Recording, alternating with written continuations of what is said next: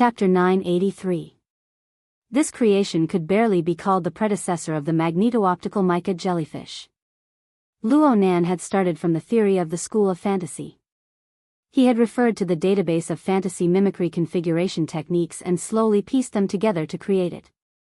The school of fantasy was not just named because of fantasy configurations. It was also because this school had done extremely deep research into fantasy breeds.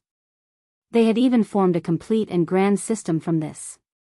But in the end, they were unable to resist the environment polluted by sin poison, and so they ultimately declined. High-profile existences like the magneto-optical mica jellyfish were certainly their research targets. Although they did not truly dissect and restore this legendary configuration creation invented by an inconceivably powerful existence, they did develop a few fragmented imitation works. These were all classic works that had stood the test of time.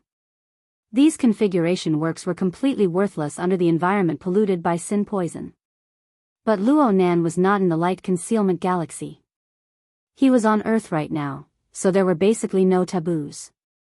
Luo Nan had the legacy of these predecessors and the relatively clear memory modules that were deeply rooted in the palace of his own mental domain. Only then was Luo Nan able to smoothly cut into it. But no matter how much of a foundation he had and how much of a path he had to abide by basic laws in order to simulate and create a powerful fantasy breed. He still needed to realize the continuous leap from the material plane to the life plane to the fantasy plane. It was impossible to accomplish everything in one step. According to Luo Nan's own observations and the research results of the school of fantasy, he could only create a magneto-optical mica jellyfish with clouds as the foundation of the material plane. This was good luck for Luo Nan. He had learned the condensation ring from Her Majesty Empress Wu. It was simply a match made in heaven. However, the relevant configurations were too high-end as he went down. It was impossible for Lieutenant Goyi to clearly explain every step of the fantasy mimicry technique. There were too many missing thumb links.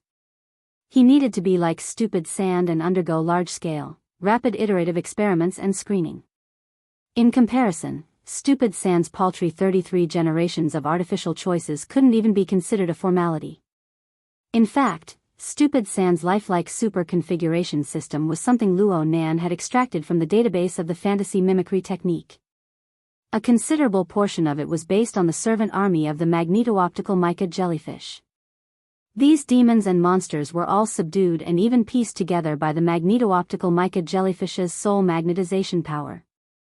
To a certain extent, his greatest enemy was the Heavenly Yuan Empire's army. Naturally, he had the ability to counter the Standard Formation, the Jade Crystal Formation, and other key means of battle. During the relay station period, those assault beetles and acid pterosaurs were able to forcefully break through the outer perimeter. They did not rely solely on the Hellfire Tyrant's power. It was because of Luo Nan's simulation, reference, and even direct use of this series of designs that Dumb Sand, who had yet to fully mature, was able to possess a certain level of penetration towards standard arrays, in other words, the domain of formatting. Right now, Luo Nan was indeed using stupid sand as a parameter to refine the battlefield situation on the sand table. He substituted characters like the assault beetle and the acid pterosaur. Speaking of which, even if it was a minor character, like Dumb Sand, there were plenty of examples that could be used as reference. Coupled with the clear direction of artificial selection, the inheritance and optimization of the relevant configuration logic could be sped up. All sorts of favorable conditions were stacked together. Due to the limitations of the innate non-life matrix, it would take hundreds or even thousands of generations for the magical probability to take effect and form a lifelike creation like Dumb Sand. It was definitely not something that could be completed in a short hour, let alone the rapid self-evolution after taking shape. The reason why he only used the 33rd generation was because the core driving force, the most essential cheating machine, was this coarse lump of mica on the surface of the sea. Luo Nan had spent 12 hours from the wee hours of the morning until now. What he had truly spent his energy on was this similar experiment established on the water molecular matrix. Mica had already started from a higher starting point, with greater strides, and with a higher frequency. It had undergone several thousand generational changes, and only then was it able to obtain a small accomplishment. The configuration experiment of mica was undoubtedly the part that Luo Nan had spent the most effort on. However, in a certain sense, it was not as solid as dumb sand. Dumb sand had a ready-made matrix configuration that could be used. Though it was not a true life matrix, it was a classic structure that had been tempered thousands of times. As for mica, Luo Nan was still learning as he used it. He was in a complete simulation state of making wild guesses. From the material plane, to the life plane, to the fantasy plane, there were large amounts of temporary deductions. It was constantly in turmoil and change. Its foundation was far from being stable. In any case, mica's progress was very great. The control lines on dumb sand's body were already quite dense. When dumb sand first took form, the density of the control lines cast by mica was 1,000 times higher in order to realize the interaction between the two. Practically every grain of sand had an attachment. These incorporeal ropes were used as a medium to realize the close connection and interaction between the super configurations of the two. This helped dumb sand to self-adjust and evolve at an abnormal speed. In this system, the dominant side was certainly mica. However, mica was far from being able to be like its ultimate reference object. Mica could not use the terrifying might of soul magnetization to control the will of higher life forms. Mica could not forcefully knead together all sorts of configurations in large quantities and give it the experience of being akin to life. The current complicated control lines were just embryonic forms. They were excessively crude embryonic forms. Of course, the next step was optimization. Luo Nan had been working on this all this time. The greatly reduced control line meant that the optimization work was fruitful. However, as long as the optimization continued, energy consumption and computing power resources were all placed before Luo Nan's eyes. They were problems that needed to be solved. They could not be avoided. Especially the latter. Luo Nan discovered this as well. He had come into contact with the two schools of the Heavenly Yuan Empire at the relay station. He originally believed that the school of creation was extremely harsh on the rigid foundation of configuration thinking and the foundation of creation. It was extremely difficult to get started, and it was hard to get close to them. But now it seemed that the school of fantasy was a bit more flexible and open on the hard foundation of individuals. However, from practical operations, the accumulation required for this school to research and push projects was far harsher than that of the school of creation. This was because it required the accumulation of an enormous amount of information and data accumulated over the endless years.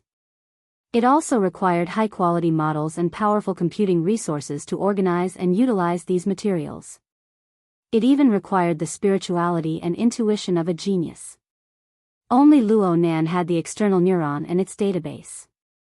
He also had the flood of information that was forcefully shoved into him by Sun Will Hell.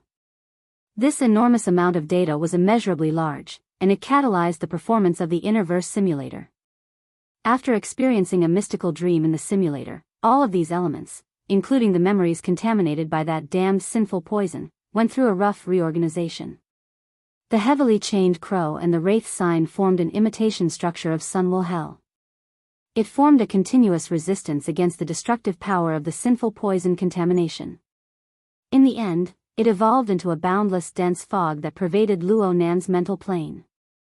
Of course, there was also the article by the Lord of Deep Harmony.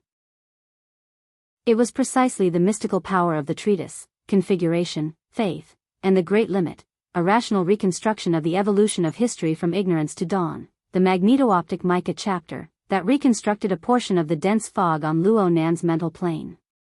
It combined with the lamination interference technique to materialize into a grand temple. It integrated a large amount of disordered information, turning it into a concrete and precise mold that was either complete or incomplete within the temple. These things were complicated to say, but they could be described in a simple sentence. All of the above were combined together to form Luo Nan's unique information processing model. Disregarding the efficiency of this model, it seemed to be a big eater. Its capacity was astonishing, its digestive capabilities were strong, and its processing of information was quite meticulous. In the end, it could form a concrete and precise mold. It was extremely suitable for the needs of configuration design. Luo Nan could accept this information processing model. For the time being, he couldn't think of any other model that would be more suitable for him than this one. But under the current circumstances, the priority of fine processing had to give way to work speed and efficiency. The high seas auction was about to be held. Various powers were eyeing him covetously, driven by the enormous benefits of the new plane. Even though Her Majesty Empress Wu had promised to do a good job in diplomacy for him, placing all of his hopes on someone else was not the right thing to do. Luo Nan still hoped to make solid preparations. His new plane simulation plan was a bit overly whimsical under the premise of protecting the cloud world. But if he didn't do it, who knew if he would succeed? If he didn't grit his teeth and accelerate, who knew how fast he could run in the end? And if he wanted to be fast, he needed to return to the checkpoint that he could not bypass. Energy and computing power. While Hood and the others were left speechless by Luo Nan's method of plundering resources from nothingness, Luo Nan was completely unaware that Luo Nan was having a splitting headache over how to create something from nothingness. Energy was fine. Luo Nan's core advantage had always been his soul strength resources that were rapidly expanding until they overflowed. Even though Sin Poison had dealt him a fierce blow, the basic framework was still there. If he carefully calculated, the income of the large production line would still exceed the expenditure. The most crucial thing was computing power. The processing of large amounts of information was something that defied the structure of the human brain. A few months ago, Luo Nan would probably have to go bankrupt and rent the computing space of the psychic wave network to deal with related problems. But now, he still had a path to take. More accurately speaking, he had to clean up the mess. Luo Nan gazed at dumb sand. He gazed at Mother Micah. What unfolded before his eyes was a dusky void with a deep moon and sparse stars. The vast majority of the stars were hidden behind thin clouds and mist. Only a few bright stars were distributed under the boundless curtain of the sky. Or it could be said that this was a spider web that was intermittently intertwined in the dark night.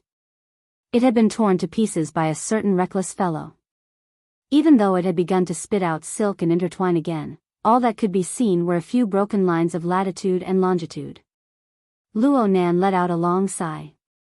The living starry sky. The soul cloak. The altar spider web. And Sin. Bah! That damned Sin Poison contamination. It had turned everything he had accumulated since his debut into ruins in an instant. More than 90% of the nodes of the large-scale brain array of cloud lifeforms that he had established within his sea of consciousness had instantly vanished. Even though the soul cloak had begun to gradually recover and the spider web in the living starry sky had begun to weave anew, it was still far from its peak state. Luo Nan had to use his brain quite a bit to clean up this mess. Chapter 984. Why was Luo Nan giving a live lecture? Perhaps he didn't think that much at first, but halfway through, his goal wasn't that simple anymore. On one hand, Luo Nan worked hard to restore the soul cloak, to reconstruct the living starry sky, to mend the altar's spiderweb, and to reconnect the computing nodes that were distributed all over the world. On the other hand, his public lecture this time was tantamount to carrying out a complete update to the computing nodes of the entire world. It left behind a distinct imprint of super configurations and fantasy configurations in the minds of tens of thousands of ability users all over the world. Perhaps only 1 out of 1,000 would be able to learn and understand these concepts, but as long as this imprint existed, this vague train of thought existed. It was tantamount to realizing a system update, possessing the corresponding computing capabilities. The continuously restored soul cloak could stir the sea of consciousness, linking and penetrating these nodes, mobilizing the mental waves of these people. This allowed the biological brain computing array that existed within the nothingness to activate and carry out continuous deep-level deductions and calculations. Phew. Things seemed to have turned bad. It wasn't the situation. It was the hearts of people. Luo Nan let out a long breath, wanting to spit out those useless disturbances. But in reality, under the pressure of processing an enormous amount of information, these disturbances in his mood were just the occasional undulating wave. They suddenly faded away without a trace. Though Luo Nan was endlessly piling up and remodeling his computing resources, it was not enough to meet the urgent requirements. Just relying on the restoration of the biological brain computing array in the cloud was far from being able to quickly follow up. It was unknown how long it would take to forcefully push forward. Therefore, Luo Nan's set of 5 blocks were connected and nested with each other. The big idea of mutual reference could not be changed. Big data was like this. The initial complexity, the collection of all conditions and parameters, all for the sake of the final precision and simplification. Right now, Luo Nan had already done everything he could do. He could only depend on whether or not these people were willing to give it their all in the end. He confirmed the time once more. Perhaps his actions carried some sort of urging intent, but the atmosphere on the beach grew more and more solemn. Occasionally, light arcs caused by errors would shuttle through the atmosphere and cleave down. Huda sprinted among them, growing more and more urgent. His voice grew louder as he loudly berated the guardians of each block, including the frontmost one, Shinha, who had already boarded the cabin. This fellow was indeed more suited to be the captain than anyone else. The position Luo Nan chose for him was quite appropriate. It could be confirmed that this fellow, who was extremely rich in mental activity, was truly immersed.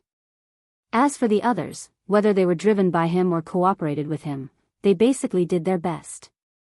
Under these circumstances, a bit of instability and errors were mostly problems beyond the limits of their abilities. Luo Nan could only consider adding 1.5 of centimeters later to carry out control. There was also the blood flame order. Oh, here it comes. Luo Nan tilted his head and saw Meng Chong's figure appear on the jetty leading to the manor.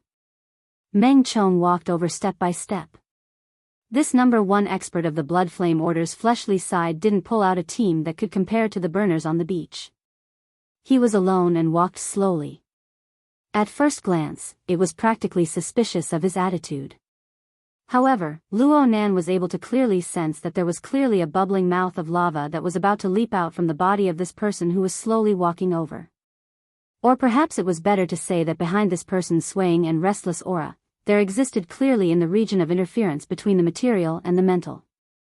It was to the extent that the surrounding air was distorted somewhat abnormally.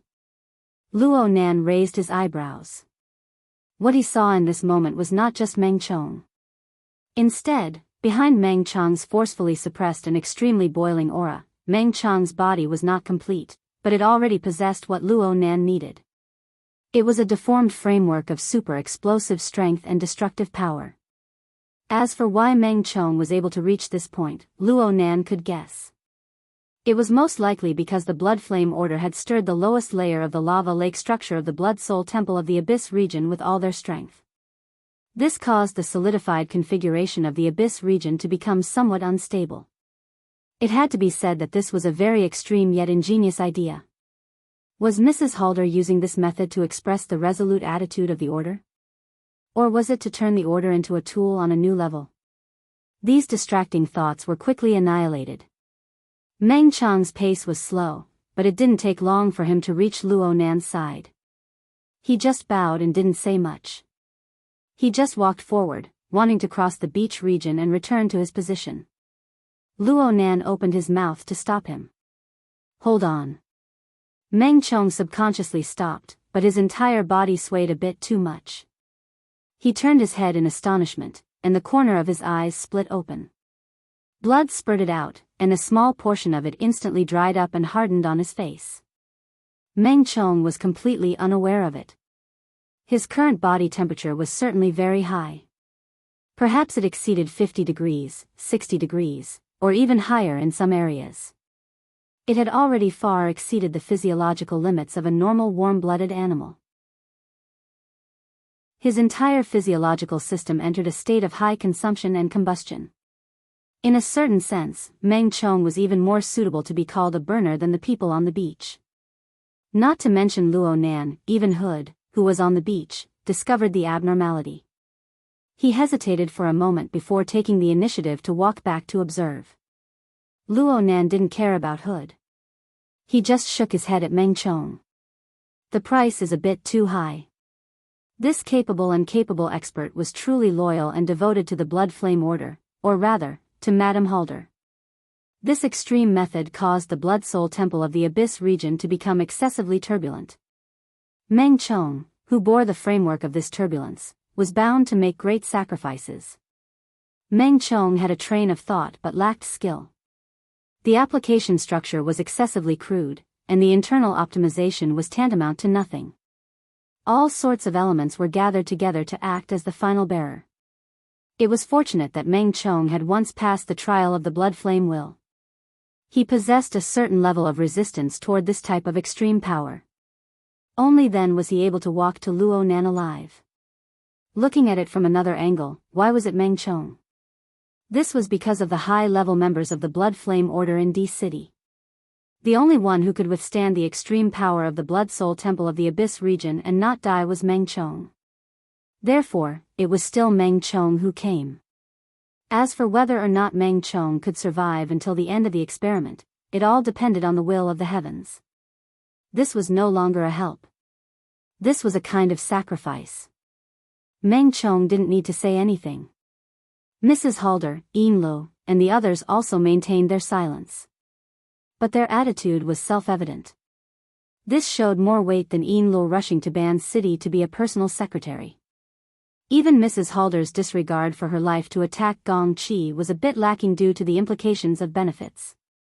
No matter how slow Luo Nan was, he still received the message. In the end, he wasn't someone with a heart of stone.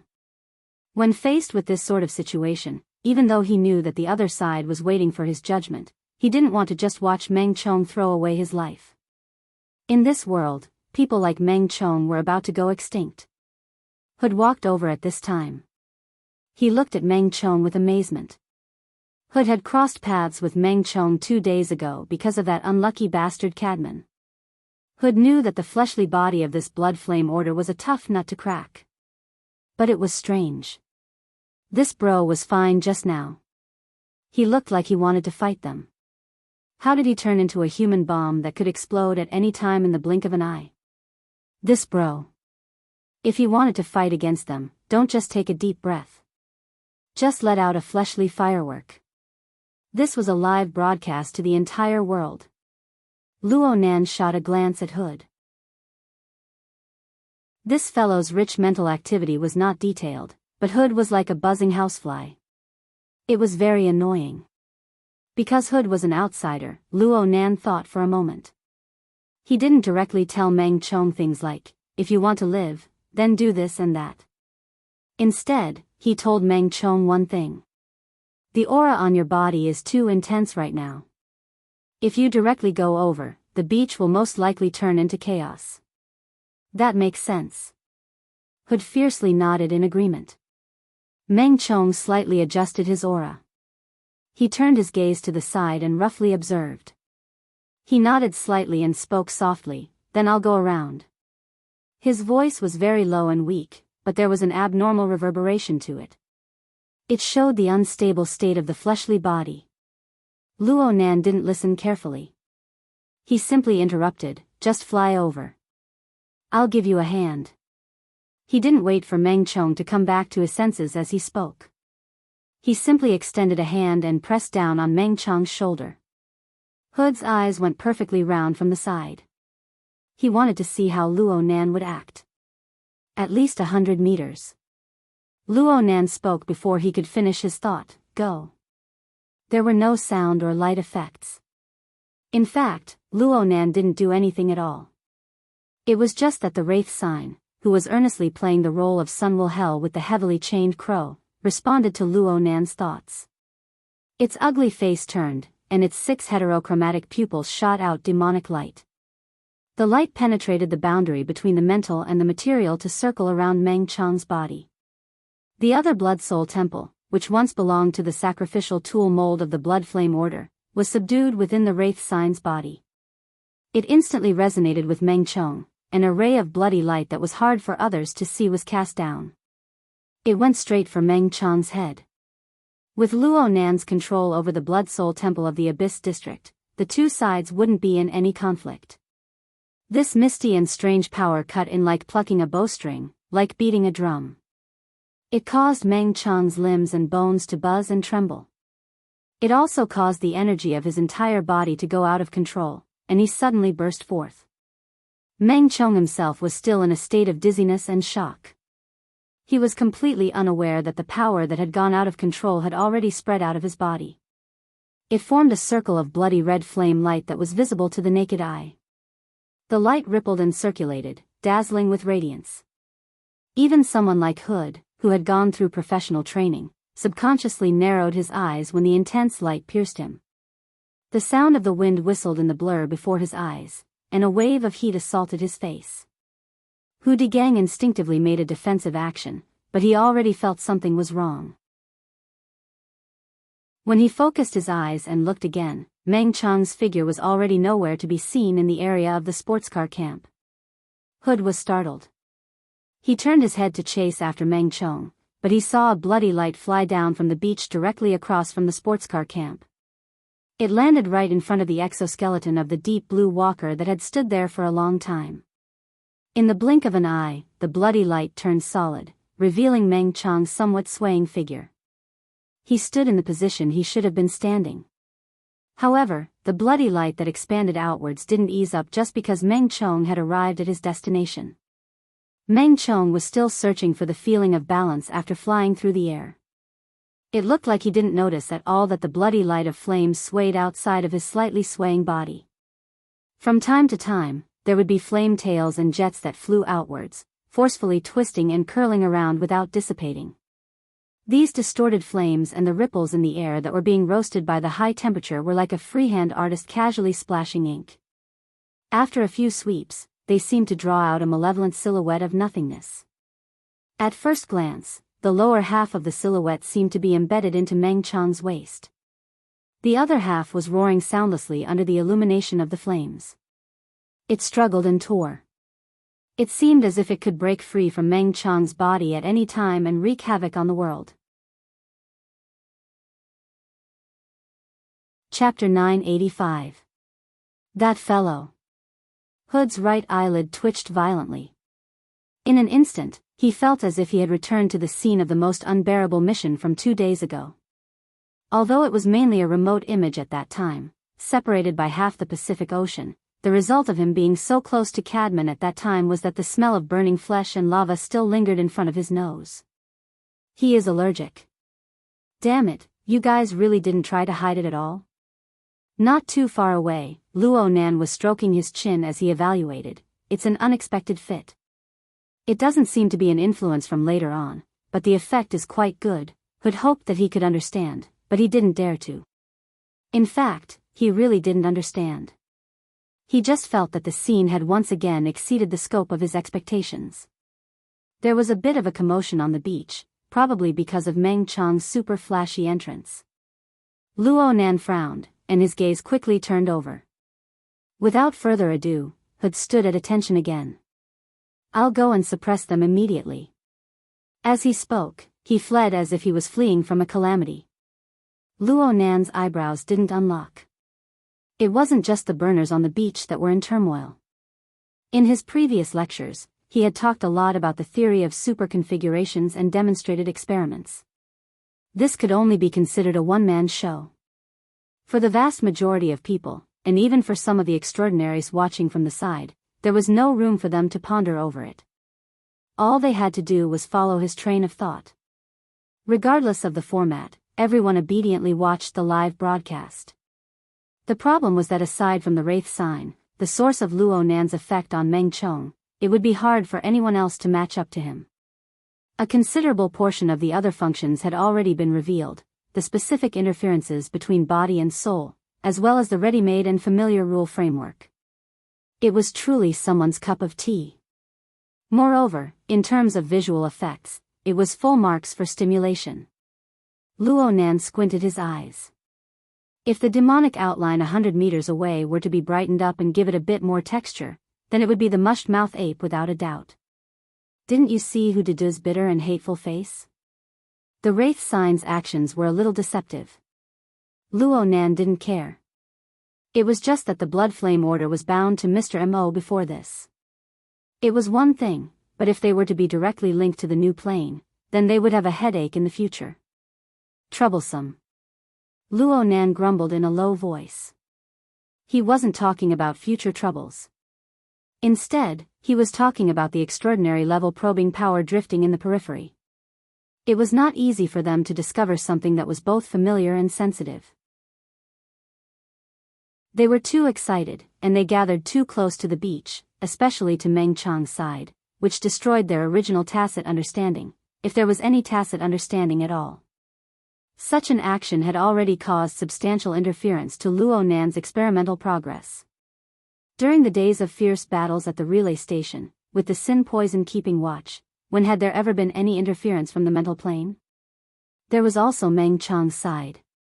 The frequent focus of the probing power would definitely affect his already unstable state.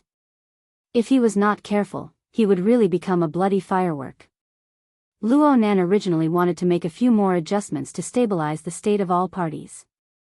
But now that the situation was like this, Luo Nan didn't think about it any further.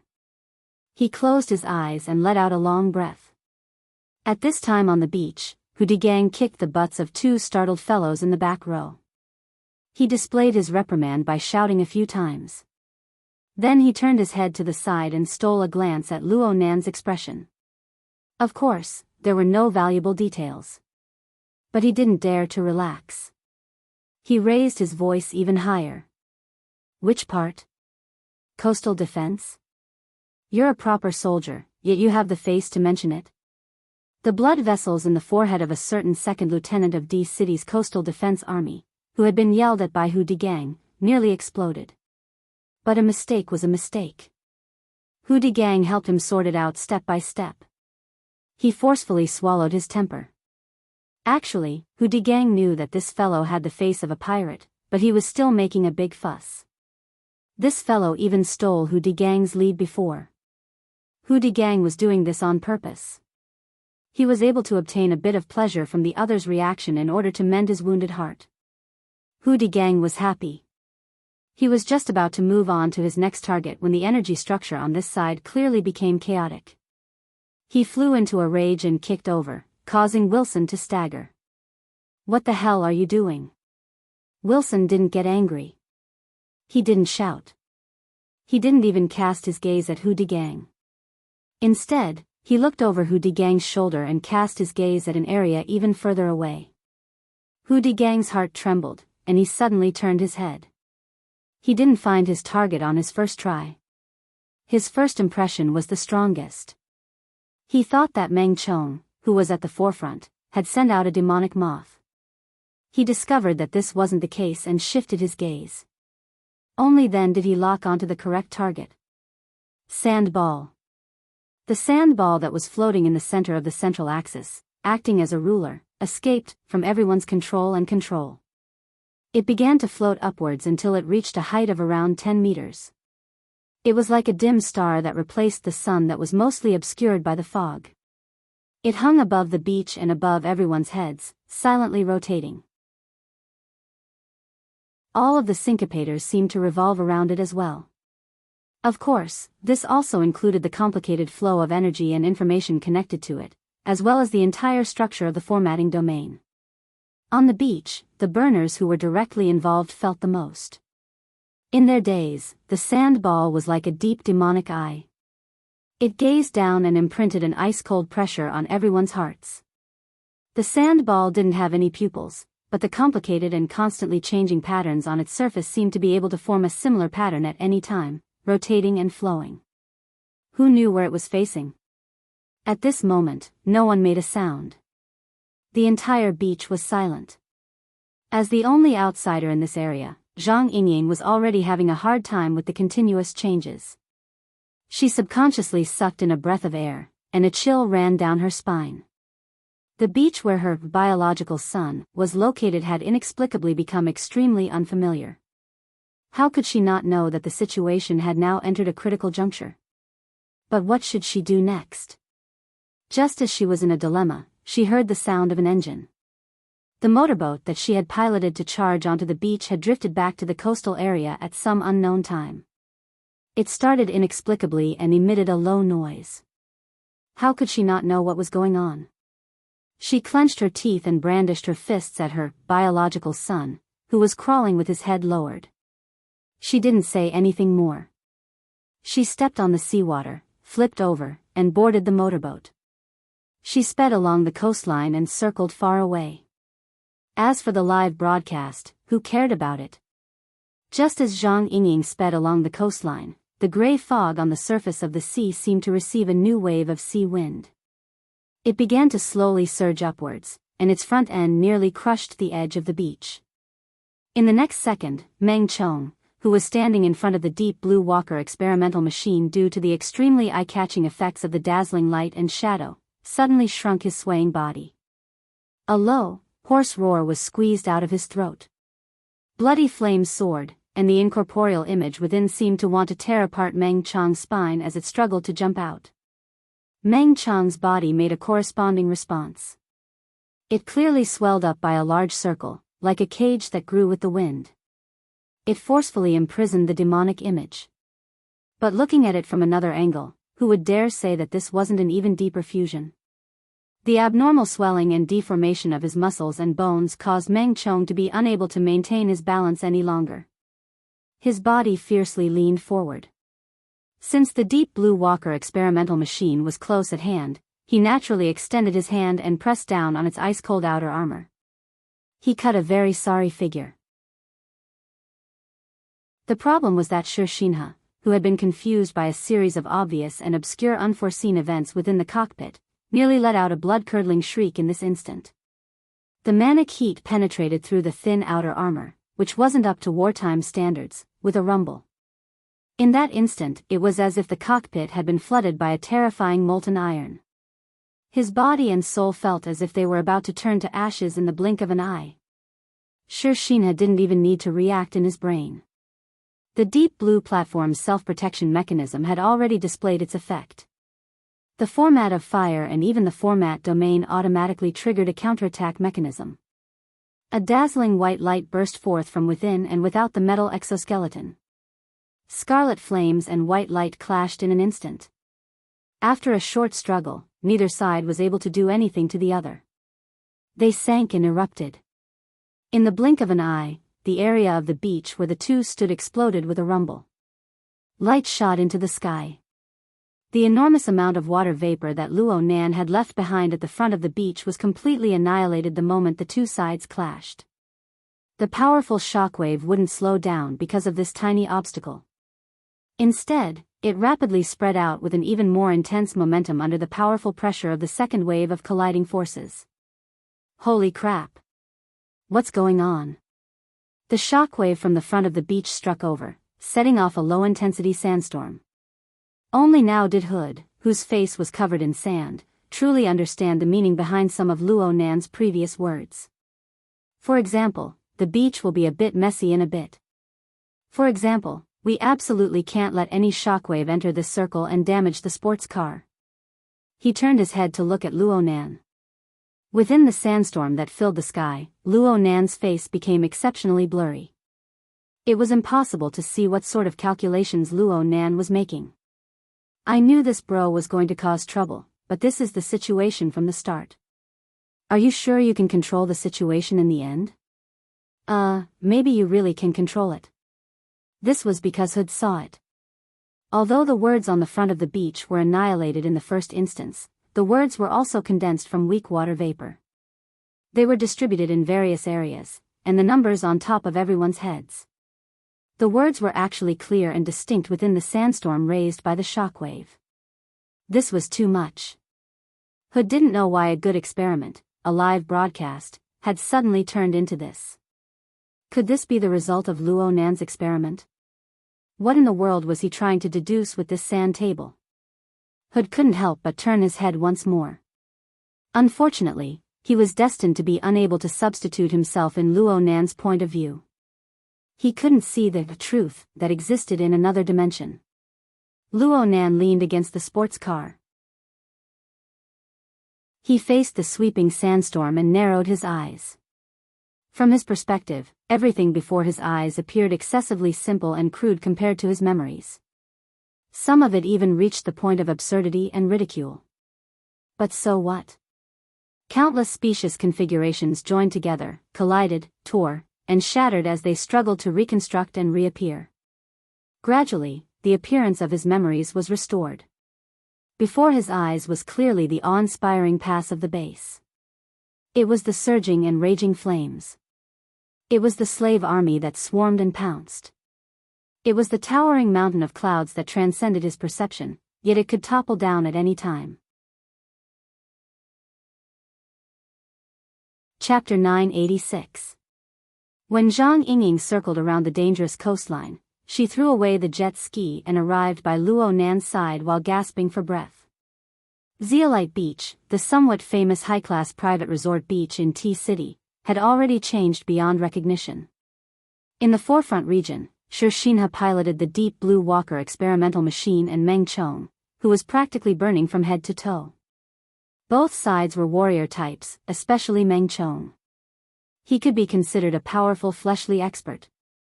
But right now, they didn't display any exquisite combat techniques. They just collided with each other in the most primitive way. Even so, violent energy erupted from them, shaking the beach. Sand and stones flew everywhere, blotting out the sky. And on Zhang Yingying's side, especially when she looked at the beach from Luo Nan's position, she couldn't help but have a similar feeling to a certain someone before. This was basically a chess sandbox, or a chess game. Everyone on the beach was like a chess board. There was no subjective initiative. Luo Nan just set up the formation, and everyone occupied their positions. They tapped and moved, released a move, and calculated the ball. Luo Nan seemed to be pondering his next move. He didn't make any moves. Zhang Yingying didn't have time to think too much. She didn't come all the way here to watch the show. She had received a message from Her Majesty Empress Wu. She had come to deliver a message. The boss is afraid of disturbing you, so she told me to tell you. Most of the others are tactful. She will help you keep an eye on things. Take control of the situation yourself. Don't be too hasty. Don't let certain people lead the tempo. Certain people? Luo Nan had a general idea of the fluctuating threads of telepathy in the Abyss region, but he really didn't know the specifics. Well, some are fine, but some are restless. Halfway through her words, she stuck out her tongue. It was unknown if Her Majesty Empress Wu was warning her from afar, but she didn't continue speaking. But she couldn't hold it in for a few seconds. She still actively hinted. It's just a few of the diamond type. Diamond? Luo Nan understood quite well at first, but Zhang Yingying's words confused him. You're behind the times. Forget it. I'll talk about it later. Don't get distracted. Luo Nan didn't say anything. He just nodded slightly. It had to be said that he had a pretty good idea of what was going to happen. Compared to the time in Xia City, the heavyweight audience members were quite polite today. Or could it be that Luo Nan had basically reached the point of not being surprised by this level? Her Majesty Empress Wu's reminder was timely, and Luo Nan's control was spot on. Most importantly, the sand table, which had been continuously remodeled, and the chess pieces, which had been trained for several hours, gradually possessed the embryonic form of a three-way confrontation he needed. Luo Nan was pursuing a relatively sealed temporal structure. Once the basic form was right, the spatial distortion and sealing effect would naturally appear. It had a certain shielding effect on those curious or ill-intentioned prying eyes. Now that the cage theory was trending, forcible spying and contact on the mental level could be described as sexual harassment, which had a considerable theoretical basis. A similar thought flashed through his mind, but he quickly suppressed it. Luo Nan continued to watch the sand table in front of him. While most people were still attracted by the wrestling on the beach, they did not know that the real main body of the confrontation was the invisible domain structure on the beach and the fog on the ocean that had begun to roll and disperse. Meng Chong represented the Hellfire Tyrant type of attack power. Though it was a bit specious, it still completed the oppressive task quite well at this stage. It was like a heavy hammer, smashing the originally loose domain structure into a deformed state. It was more tenacious than before. So much so that the people on the beach finally had a bit of the posture of the bloodshed land. Luo Nan took advantage of this and used the syncopator to glue them together. He used a portion of his fantasy mimicry configuration to make them more and more in line with the basic form of a relay station in his dream. As for the mica mother constructed by the sea fog on the outside, it was undoubtedly far inferior to the true body.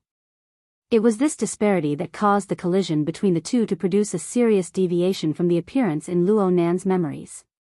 But it didn't matter. Only by discovering the deviation could he begin to correct it. Luo Nan actually felt that the difficulty of his current work had dropped. From his perspective, the preparatory work before was like making proofs and building models. It was like the last big question on a math exam. If he knew it, he knew it. If he didn't know it, he didn't know it. Everything had to be created from nothing. Everything had to be logically complete. And now, he finally had a basic framework to refer to. He also had a few plausible answers to choose from. It was similar to a multiple-choice question. Of course, he could save quite a bit of brainpower. It didn't matter if he made a mistake for a moment. No one would deduct points. At worst, he could just start over if a piece collapsed. And this was a bit like the situation in the Misty Maze. Luo Nan was even more familiar with this sort of piecemeal puzzle work. With Luo Nan's current mobilization of computing power, his advancement speed was quite fast. He had a clearer understanding of the basic configuration and outline of the mica mother. Of course, it was impossible for him to achieve everything in one go. Luo Nan never had such extravagant hopes. He just wanted to solidify his foundation a bit more. He didn't want to do a complete simulation on a large scale. Instead, he wanted to make a true leap. He wanted to take that step from the relatively simple saturated structure of water vapor in the material plane to the living plane. Cough. He was clearly thinking too much. He didn't need to truly act on the material state. He just needed to make a false leap on the configuration plane. He was quite satisfied with silly sand-stable substrate simulation configuration that could withstand the test. He couldn't possibly hope to forcefully create a magnetic optic mica. With this sort of standard in mind, Luo Nan felt that he wasn't too far from achieving his goal. He had this sort of feeling. Just a bit more. Just a bit more. The leap was a kind of qualitative change. It was just a bit more. Perhaps it would require a much greater accumulation than before. It was even possible that he would have to start over from scratch. But Luo Nan had an intense premonition. It was an intuition built upon the foundation of a solid configuration design. Perhaps this was where the spirituality of the school of fantasy lay. The direction shouldn't be wrong. It was just a bit more. Then he had to do his work a bit more solidly. Zhang Yingying narrowed her eyes to the side. She half covered her forehead with her palm, blocking the violent whirlwind and sand that assaulted her face. She did her best to lock onto the position of her son, but she couldn't help but worry. The only thing that made her feel at ease was that the chess pieces on the sand table, aside from the two at the very front, were all obediently staying in the background. They wouldn't step on silly sand at all. But she didn't know what would happen next. Zhang Yingying turned her head, wanting to ask a question, but she forcefully restrained herself for fear of causing a disturbance. The current Luo Nan felt like a focused conductor. He flicked his fingers and swung his arms in the air of nothingness. His movements weren't large, but he was very restrained and very calm. But he was much more invested than his previous attitude of watching with cold eyes. She couldn't see any corresponding changes on the sand table, but Zhang Yingying furrowed her brows and raised her head to look at the sky. The sky was overcast.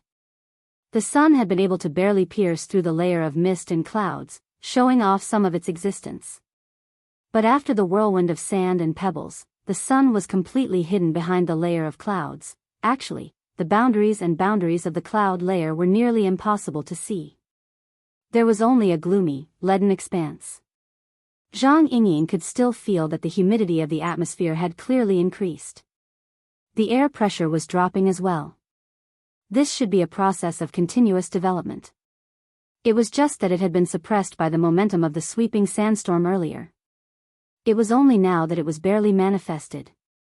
And these weren't the main points.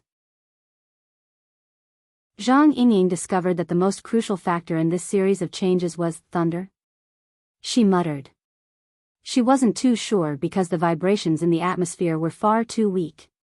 Perhaps it was just a misconception. Oh, a misconception. F***CK. Zhang Yingying jumped in fright. She never thought that Luo Nan would be able to hear her muttering to herself at this time. Luo Nan chatted with her, "Don't get distracted. It's fine. I'm quite focused. Also, there are times when the atmosphere is very fragile." Huh? Luo Nan laughed and continued with his previous actions.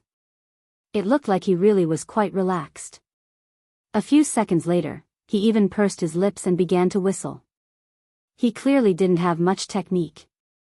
His whistle was a bit hoarse at first, but his extraordinary control over his fleshly body helped him quickly find the right path. The whistle grew clearer and clearer. Later on, it struck together with the surging sandstorm, causing it to be particularly intense. It was quite fitting for the current situation on the beach. But later on, the gradually lengthened and turned low. It seemed to be a bit spacious and desolate. This bro's mood. Huh? Zhang Yingying didn't know what to use to describe it for a time. When he whistled, his mind should be relaxed and his mood good. But she just couldn't experience a similar feeling. The melody isn't bad. What song is it? A new song composed by Sister Moya? Zhang Yingying quietly used the ability to recognize songs by listening, but she didn't gain anything. Hum whatever. Luo Nan also paused to reply. He didn't even know how he had hummed. He had whistled out. Yes, it was Wei Si's song, Scarlet Wheel. Clearly, he had been infected by Liang Lu. Liang Lu was focused on her work. She would do this when she was in a good mood. Luo Nan didn't really like it at first. From his perspective, the concert would draw other thoughts and disturb his normal work. But Liang Lu spoke eloquently. She said that the School of Creation was most proficient in precise planning. She divided the brain. She needed a buffer or a metronome to effectively plan the pace of the task. In any case, she had ample theoretical support. Luo Nan didn't comment at the time, but now he suddenly felt, not bad. He searched for the feeling, pursed his lips, and whistled. It was the song that he didn't quite understand the meaning of. Amidst this ear-scratching yet unfamiliar tune, he seemed to have returned to the relay station in his days. He was at his own workstation, in that sealed yet unexpectedly fulfilling environment. He faced countless broken machines, and he was next to interesting and reliable comrades. He made the incomplete become whole, and he made the damaged reconstruct and renovate. Everything was very familiar. It flowed smoothly, and it wasn't dull. It was as if he could work endlessly until the entire base was full of vitality and operation. Well, there weren't such workstations in reality. There was such a base. Even comrades seemed to be nothing more than refactoring code in the void. But right now, there were indeed innumerable incorporeal structures before Luo Nan's eyes. They slowly shifted and changed. They worked in harmony, causing a marvelous force to faintly give birth. Even though there were many discords within, the incorporeal structures rubbed against each other, shaking and vibrating until the cacophony was jumbled and the dark hummed. Chapter 987. The dark clouds on the coastline quickly spread inland, and the sky above T-City quickly darkened. Of course, this was meaningless in the room where the curtains were still closed. Instead of looking out of the window, it was better to spend more effort to think about the moods of his parents. In a villa at the edge of the city, the party had already ended a long time ago. After a night of noise and venting, most of the people had already exhausted all their energy and hormones. Those who needed to leave had already left, and those who were left were those who had overplayed themselves. They were sprawled on the sofa, the floor, the bathroom, the side of the pool, and some were even floating on the water surface. Their clothes were disheveled, and some had even been soaked in alcohol to the point of stupidity. They were sleeping like dead dogs. These were all people with good fortune. They only cared about playing and went to sleep after they were done playing. The host squandered a lot of money and found beautiful women and handsome men from all over T-City, ensuring that every guest who attended the party would have a heaven-like enjoyment. Even the special service staff who were hired could earn a lot of money that far exceeded the standard. This was a situation where everyone was happy. However, no matter what kind of group it was, there would always be a few unlucky people. For example, the beautiful dealer who was so sleepy that she was about to smash her head on the gambling table, and the masseuse who was also sleepy but still had to smile and work hard to massage the shoulders and legs of the guests. Perhaps this also included the two professional managers who were just there to make up for the occasion and had almost been stripped naked. They were even worse than the service staff around them. They drank too much, stayed up too late, were overly excited, and were overly afraid. Now, they didn't even know what cards they were playing. Fortunately, the two real big shots at the table were just casually playing and playing with the atmosphere. Now, one of the big shots had already started to yawn in a half-serious and half-fake manner. At the moment, his image wasn't much better than the men and women who were playing with him. He had a cigarette in his mouth and was only wearing a pair of underpants. There was a red wine stain that had already dried up on his chest. The most eye-catching thing was on his forehead. Next to his eyebrows, there were a few thick and long parallel lines drawn horizontally across his forehead. It looked like the wrinkles on the forehead drawn by the worst artist. There was also a line of words at the top of the line. I'm a blood demon. I'm a sand sculpture. As a dignified extraordinary blood demon, he had led a wolf into his house. Now, the female wolf opposite him seemed to be happy, but he had a favor to ask, so he was too embarrassed to ask her to stop. He could only roll his eyes and continue playing. Of course, he had to find some way to hint at it. There's no end to the seaside. It's fine if these researchers are used to stretching the battle line, but none of them know how to speak human language. It's as if they're afraid that they won't be able to intimidate others. Opposite him was a woman wearing typical nightclub makeup. It was so thick that it almost drowned out her own uniqueness. She was not much different from the other female attendants in the room. If one had to find something different, then this lady was probably the most well-dressed person in the villa. So far, she had only taken off her jacket, revealing a shirt that revealed her shoulders. His shoulder-length, slightly curly black hair swayed slightly on his fair, fleshy shoulders. At the same time, the hands of the unlucky masseuse were also slowly massaging this area. Her delicate and well-maintained hands rubbed against the snow-white, tight flesh. Overall, it was quite pleasing to the eye. The blood demon, however, was not in the mood to look at him. He glanced at the change in the man's expression and laughed. But this is good too. With this guy as a comparison, our business with visual impact will definitely make a lot of money. Unable to stand the blood demon's absurd logic, the lady in heavy makeup finally spoke. Because you came up with the idea of selling poker cards instead of a magazine? How much are you going to sell a deck of cards for? What do you mean by deputy? We're talking about cards. As I expected, you're still selling poker cards. You invited me to be the editor-in-chief of a magazine. Have I become the director of a printing factory? I'm the deputy editor-in-chief. The editor-in-chief can only be me. While smoking, the blood demon rubbed the two cards in his hands back and forth, as if he were showing off his bright future. We're just going to change the format, and the worthless, ragged magazine will be reborn in flames. Why? Because we're a match made in heaven. Thud. The pen that was used to pay for the bet brushed past the blood demon's ear and pierced through the wall behind him. Because it was so fast, nobody else felt it at all. They only thought that the thing had been thrown to an invisible corner. What the F***CK.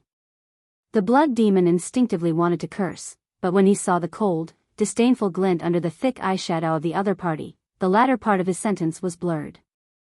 I'm not trying to take advantage of you. I'm just saying that with your psychic abilities as an endorsement, my extraordinary style control, and a topical poker card ranking, this magazine will be an authoritative information release organization in the future. Its name will go down in history. You're in such a hurry to enter history. Are you tired of living? The lady in heavy makeup mocked. Her slender fingers moved nimbly, and the two cards that had already formed a black jack shuttled back and forth between her fingers. From the looks of it, you bought the Cards magazine because you're really prepared to go all out? I thought you just wanted to torture these two pitiful wretches. On the other side, the two professional managers who were also the former managers of the Cards magazine were about to collapse under the gambling table. They didn't even have the strength to smile. They were also people from the inner world, and they more or less had some reputation. However, after a night of tormenting by the side of two extraordinaries, both their bodies and minds had been worn out. At this time, the blood demon looked over with a smile. Frankly speaking, we did have some similar considerations. Do you know why, former chief editor? The former chief editor answered absent-mindedly, we've already switched to hearts. 10 hearts. The blood demon very seriously corrected the details. I won't talk about the problem of you placing me in that diamond's suit, but why did you exclude me from the character card series after switching to parts?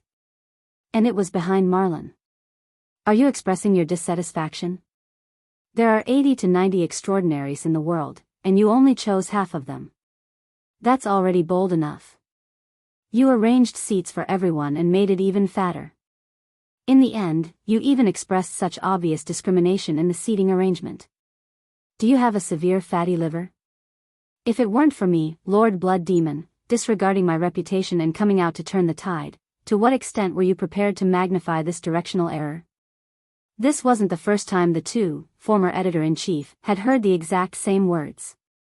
This time, the former editor-in-chief finally rolled his eyes and fell backward. In a show of loyalty, he knocked down his old partner. The two of them fell off the gambling table and fell unconscious. The lady in heavy makeup continued to skillfully switch the cards, turning a blind eye to the situation. Marlon was able to enter the character card series because of his status as the first vice president. This blessing. As for you, where did you get the courage to place yourself in the top 16 of the extraordinaries? This is just a gossip magazine. Isn't it good to be a topic of conversation? The blood demon, on the other hand, was in the right. It's fine if the spade suit didn't choose me, but they threw a law-abiding citizen like me into that diamond with people like Apollon, Nick, and Corny. Shouldn't they give me an explanation? Oh, that's right. There's also Poseidon, a mutant. The lady in heavy makeup looked at him seriously and reminded him, I'm the 2 of diamonds. 2 is a good position. A newcomer with potential, a god in every version. He can soar into the sky at any time. It doesn't matter which suit he is.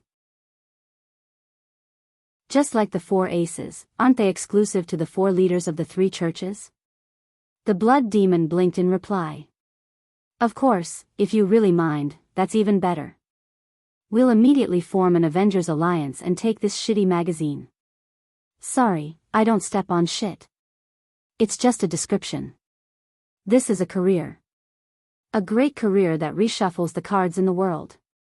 Think about it. You're a deputy editor and have the right to decide the suit and number of the cards.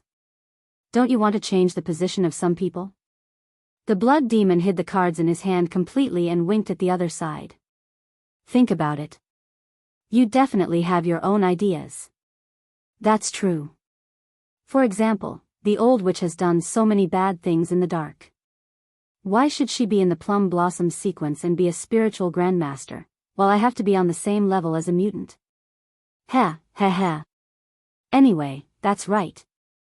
Mr. Blood Demon, who was obviously at a disadvantage in the game, used his loud voice as a cover to wipe the bottom of the thigh of the beautiful dealer beside him. When the latter let out a rather slow and muffled groan, he pulled his hand back and blew at the corner of his mouth. We're going to turn the world upside down. We're going to win. The 2 thin cards were thrown down with a loud bang. On the green velvet gambling table, the open and hidden cards that had already been distributed, and even the old and new cards that had already been stacked, all of them trembled, and it was as if they were fried and flipped over, the kind that flipped over. Oh my, I've used too much force. But it's this force that gives me the ability to turn stone into gold, ha ha ha ha. In his insincere reaction, the surreal scene that Blood Demon single-handedly created caused the female dealer by the gambling table to be dumbfounded, and she began to doubt her life. It also scared the masseuse on the other side. As she cried out in surprise, she withdrew her hand and retreated, but the lady with thick makeup in front of her pressed down on the back of her hand and placed it on her shoulder.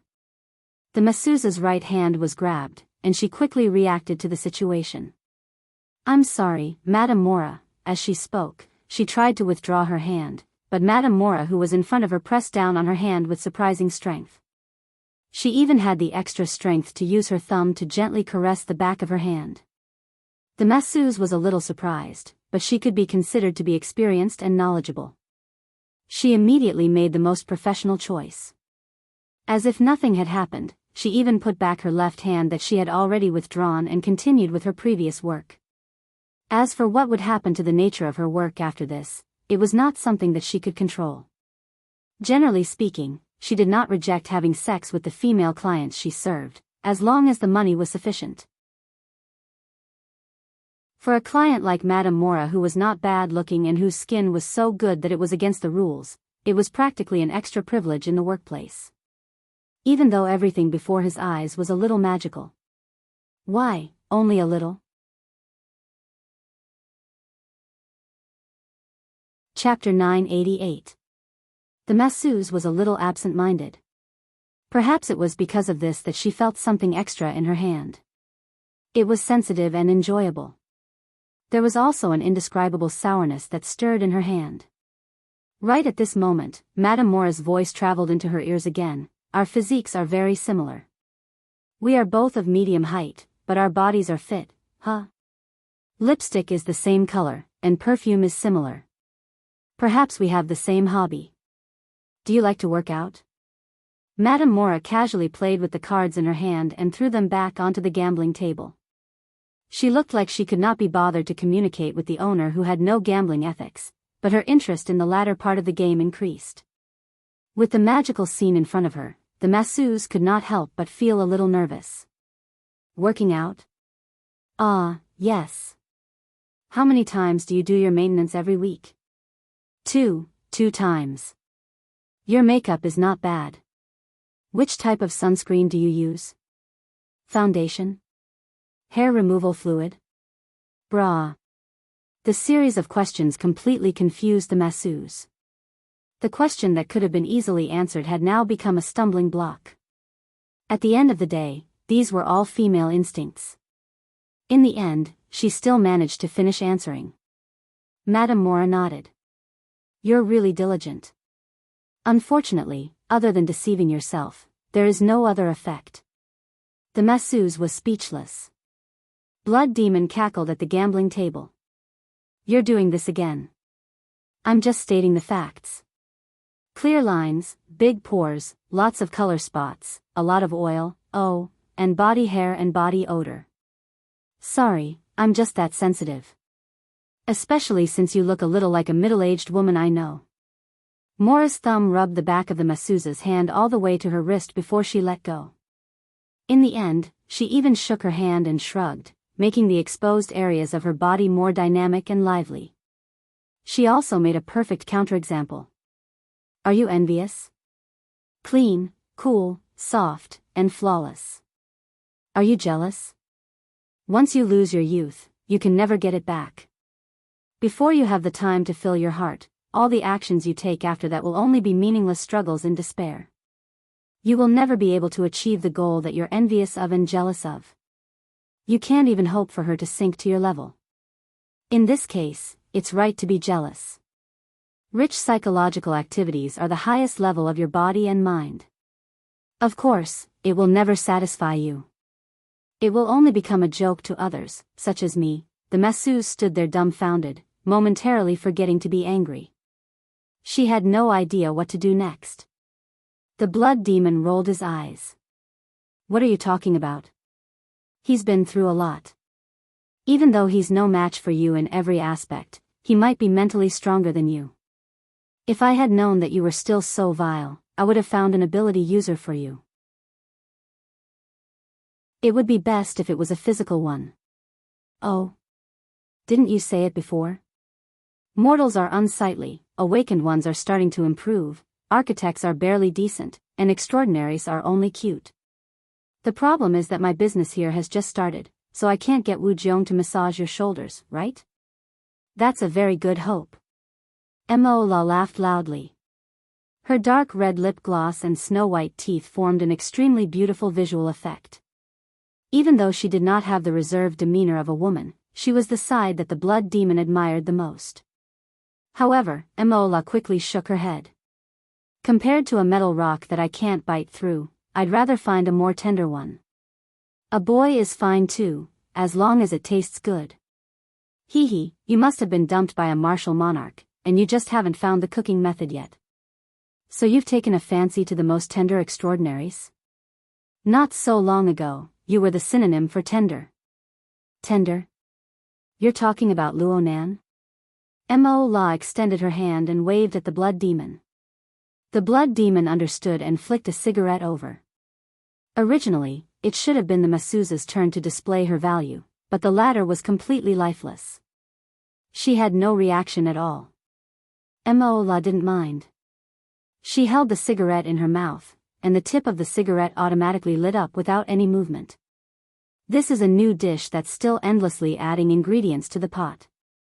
The recipe looks pretty good, they're clearly playing chess, okay. No matter how much they tried to downplay the matter on Zeolite Beach, in reality, they would pay attention to it.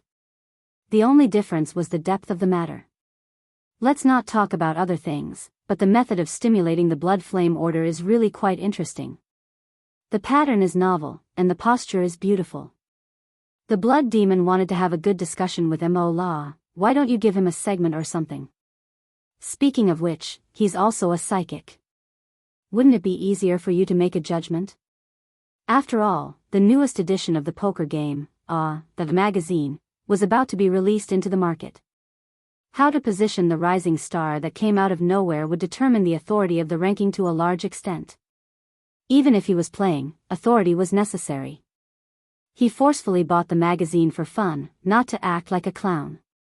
Emola puffed out a cloud of smoke. I said he's a noob, but you insisted on playing chess.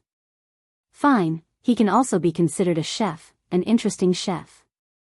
Just thinking about it makes one want to eat him, but not now. Yep, there's one more thing that needs to be emphasized. Not all extraordinaries are cute and easy to eat. Some people are destined to be the representatives of decay and ugliness, as well as the piggy banks of jealousy and hatred. Stop, stop, stop. The blood demon hurriedly called for a halt. Words and deeds are bound to be marked. I know that you and the damned witch are absolutely irreconcilable, but can you not cause trouble for me? I'm a person with property now, and I can't afford to be tormented, especially by two psychics.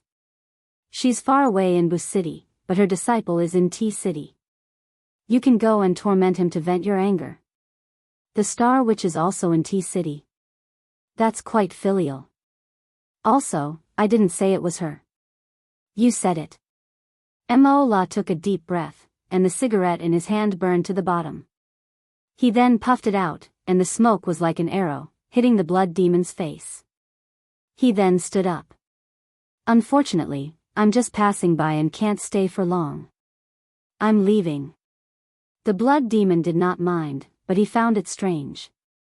It's rare for T City to be so lively. Since you're here, why aren't you joining in? I'm visiting my relatives, and I'm eager to go home. You're a cursed loner, what relatives do you have? It can't be a blood connection. That's very much like a psychic. Sorry, I won't answer your personal questions. Emola did not continue chatting. She took her jacket and kissed the masseuse's cheek. She then strode out of the room. Behind the door, she suddenly turned around and smiled. She pointed her finger at her lips and blew another kiss at the masseuse. Bye-bye, Granny.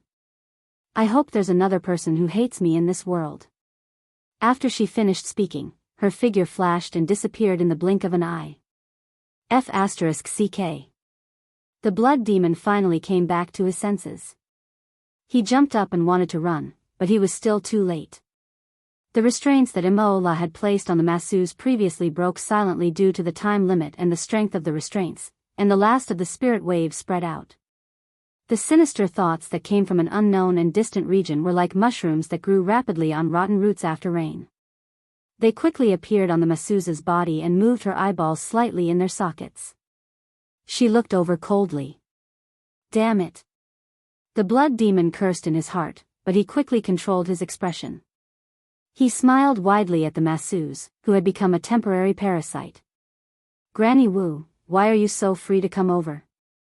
Brother Star Sorcerer, it must be tiring to be your signal tower every day. The masseuse stared at him and opened her mouth, but no sound came out. In reality, she had said it was just that her spirit and body were not in harmony. Her thoughts and body were not synchronized. The blood demon did not find it strange.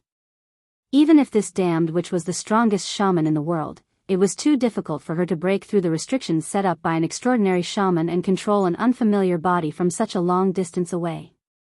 She had to go through 2 transmissions and break through the restrictions set up by an extraordinary shaman. The Death Witch, who was also the Granny Wu in his mouth and the damned witch in his heart, had never been a patient person. After another second, the masseuse's heavily made-up face suddenly had a strange expression. The corners of her lips curled into a faint smile. Then, it distorted, dislocated, and cracked. The beautiful dealer on the other side happened to see this scene. She wanted to scream, but she could only let air fill her throat. Her entire body convulsed. The moment before her entire face shattered, a voice finally came out. I'm the chief editor. All right. It's like adding wings to a tiger. The blood demon quickly came to a consensus with this person. As for whether this person was purely competing with Mora or had a deeper plan in mind, he did not have the time to care about what kind of trouble this overly luxurious editing department would cause in the future. The conversation ended, and the masseuse ended her mission.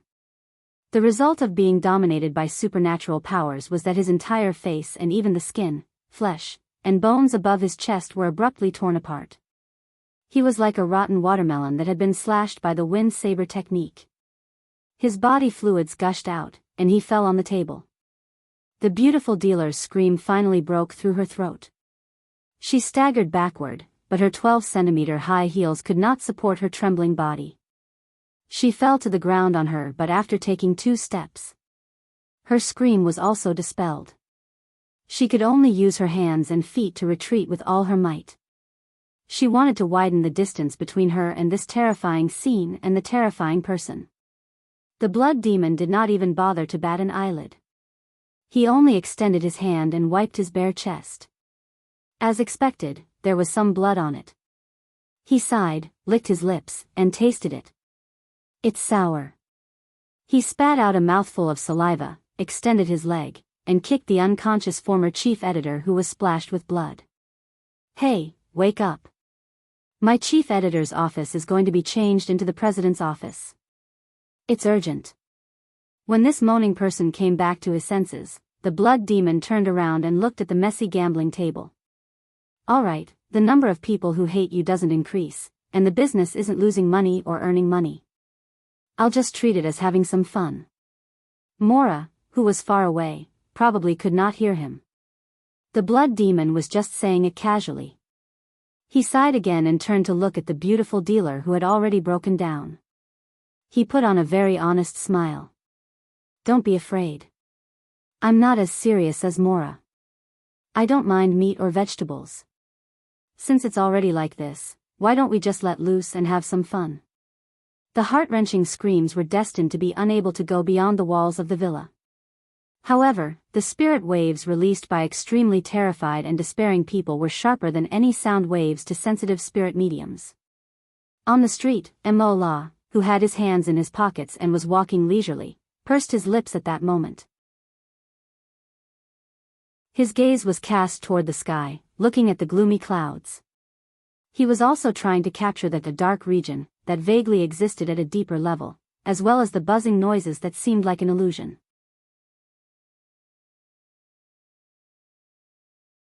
Chapter 989.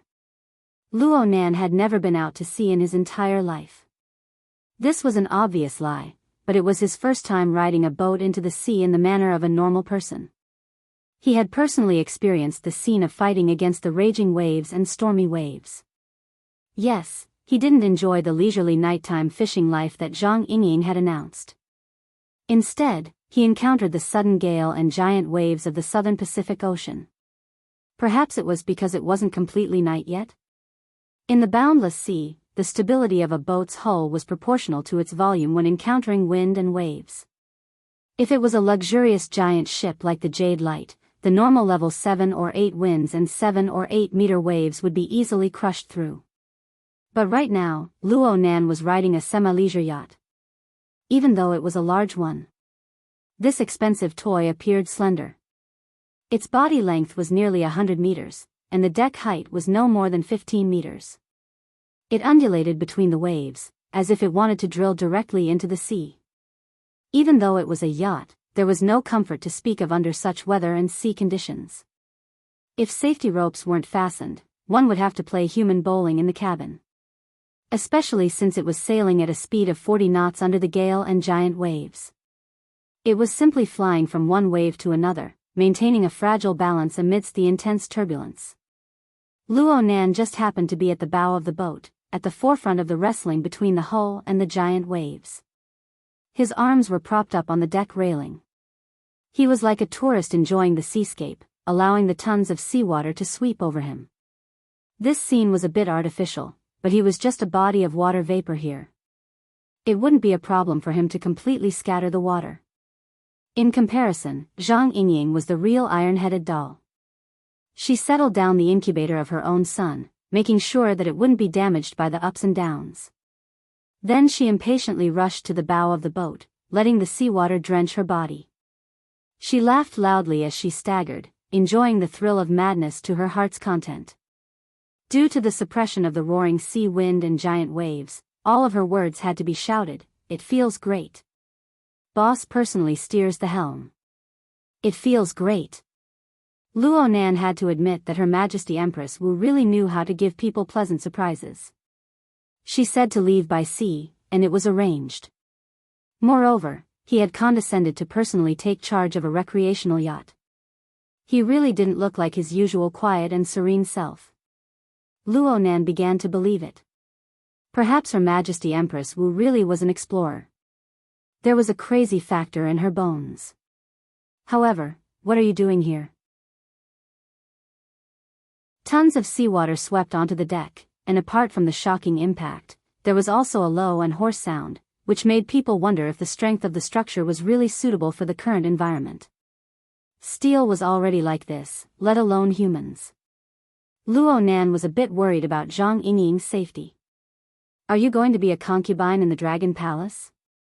You don't understand. To me, this kind of weather is my fate. My white rainbow was enlightened at this kind of time. As he spoke, there was a hissing sound in the atmosphere full of water vapor. An oncoming wave actually split in the middle, forcibly separating.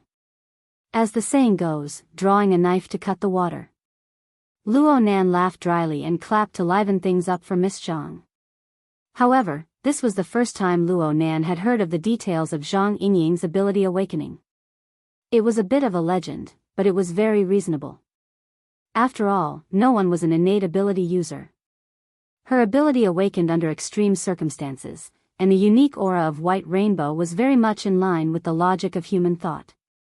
No wonder you always go to the seaside when you're cultivating behind closed doors in Xia City. Yeah. The feeling I get from diving in the sea and striking the waves is very wonderful. I need to get excited at times like this. Luo Nan continued to laugh dryly and continued to clap weakly. Zhang Yingying narrowed her eyes. Speaking of which, something's on your mind. I'm not. Hee hee, then who are you showing that stinky face to? You can't even hide it from silly sand. I can confirm that it's currently insensitive to human emotions. I'm going to chop you up again. Believe it or not. The experiment won't go smoothly. That can't be right. I see that you can't wait to end the experiment. Everyone is stupefied by you. It's like they stole a chicken. Is it that obvious? Luo Nan reflected on his own expression, but he soon gave up. He just answered frankly, the experiment went very smoothly. I just thought of some things. It was like a dream. Stop. You don't need to look at me like this. This matter is very private. I'll think about it myself. Luo Nan looked at Zhang Yingying's starry eyes that instantly glowed with curiosity. Zhang Yingying curled her lips. Then go and think about it blindly. Luo Nan laughed as well. He suddenly sighed halfway through his laughter. There are some things that can't be pondered over. Luo Nan's mood became a bit gloomy when he spoke to this point. It was just as he said. There were some things that couldn't be pondered over. Even if it was a dream that came from nothingness, it would be pierced and dissected by all sorts of psychological analysis until it was drenched in blood. What's more, it was such a realistic scene. That's right. Luo Nan was pondering over matters related to the dream right now. On Zeolite Beach, the melody of the Crimson Will was engraved in his heart. It lingered in the air of reality for the first time. He didn't think much of it at the time, but now that he thought about it, it was an attack comparable to sin poison tearing apart the dimensional wall. It wasn't that direct, but it leaked out unwittingly. By the time Luo Nan realized it, deep imprints had already been carved into the planes of emotion and reason. How could he view it as a dream? Well, Luo Nan didn't view a dream as a dream in the past. But due to the sense of distance between the dream and reality, he instinctively avoided the logical chain of reality that would bring the two closer together. He didn't go and ponder deeply over the magnificent interstellar era of the distant light concealment galaxy. He didn't know why the heavenly Yuan Empire, which was struggling in desperate straits, would form such a peculiar connection with Earth, which currently hung alone in the universe. But the reality was that Luo Nan had come into contact with things related to supernatural powers on Earth. Often, he would be able to link together with the other side after a few twists and turns. The others were fine. The most typical example was the burner, Deep Blue Walker system. The dynamo core that was necessary for the burner transformation. The formatted space and the bloodshed field. Of course, there was also the Deep Blue platform. Especially this one. The 4th Division would explode. The so-called 4th Division was the abbreviation for the 4th Equipment Division of the Heavenly Yuan Empire. It was the research and manufacturing center of the Empire's lightweight armor. Luo Nan couldn't avoid this when it came to diagnosing and repairing warframes in the relay station scene. His ears were hurting from listening to it. Why would the 4th Division explode? It was a crude imitation of the Deep Blue platform. Perhaps some new things had been mixed in, but Luo Nan, who had received training as a maintenance soldier in the interruption station, could see through its most basic design ideas with a single glance.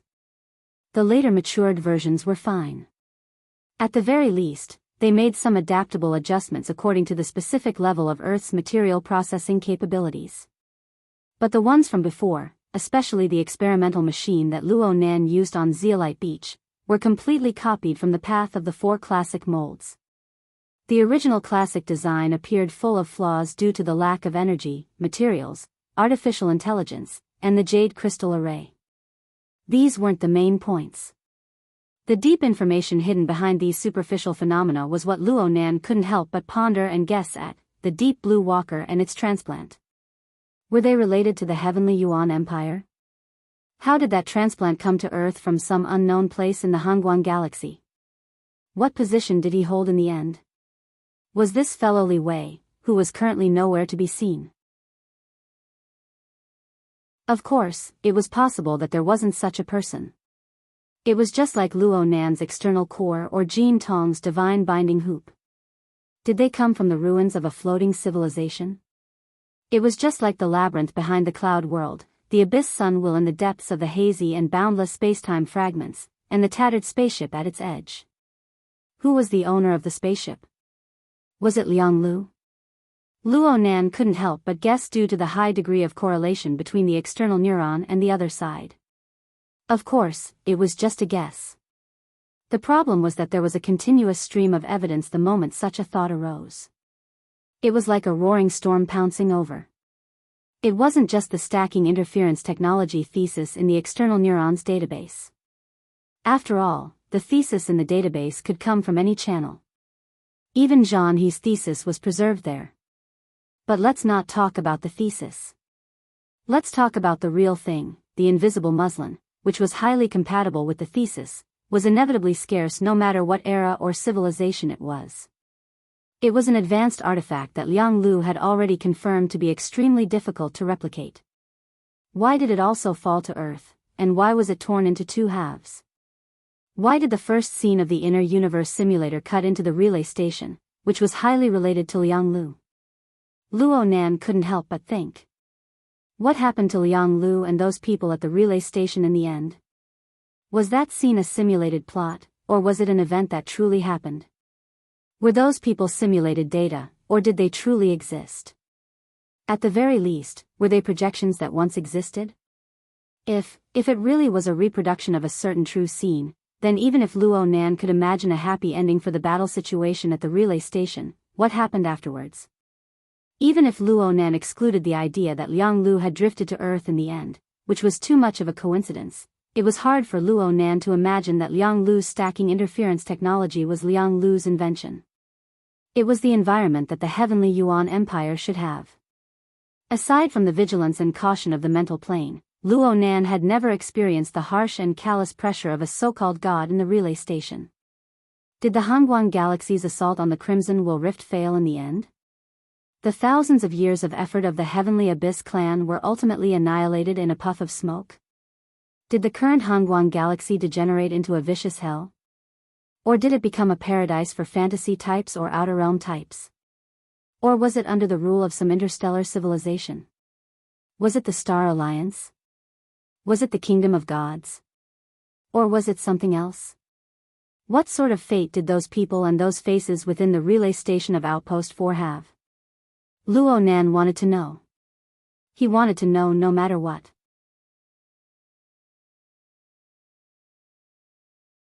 Chapter 990.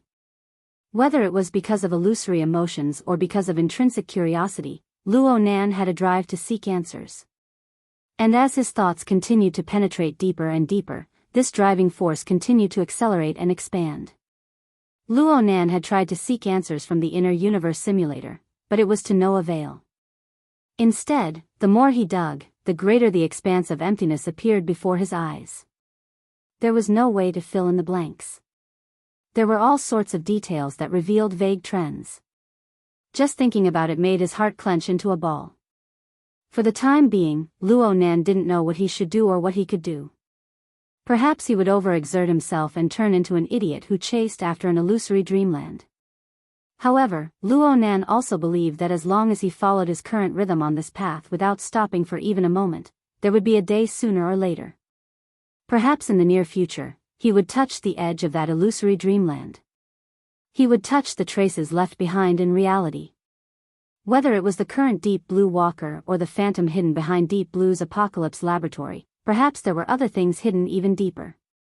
Luo Nan possessed a high degree of sensitivity towards these things. He just needed to wait for an opportunity to make contact.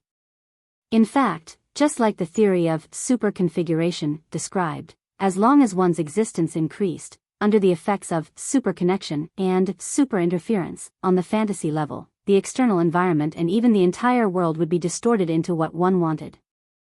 All right, he was thinking a bit too much. Right now, no matter how much Luo Nan thought about it, it was impossible for him to make the truth of the universe rotate according to his will. At most, he could make the wind and waves that assaulted his face a bit larger. Zhang Yingying really knew how to give people space. She didn't pester Luo Nan to get to the bottom of things. She just let Luo Nan think blindly. She just stayed by his side and enjoyed the blessing of her life's giant waves. She chopped 17 or 18 times in a row.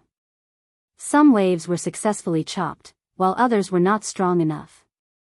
She was drenched from head to toe. She only stopped when she saw Luo Nan's attention return to reality. Today's waves are a bit big. Boss said that it's not just because of the weather. Yeah, this. Luo Nan calmed his mind and was just about to continue chatting with Zhang Yingying when another person walked up to the front deck against the wind and waves. The person spoke in a deep voice, "Sir, the mutants in the sea are a bit restless. Their emotions are quite obvious." It was Meng Chong. Compared to Zhang Yingying, who was swaying left and right, this person was much more stable. There was a layer of dim red light on his body, like a flame that was about to be extinguished.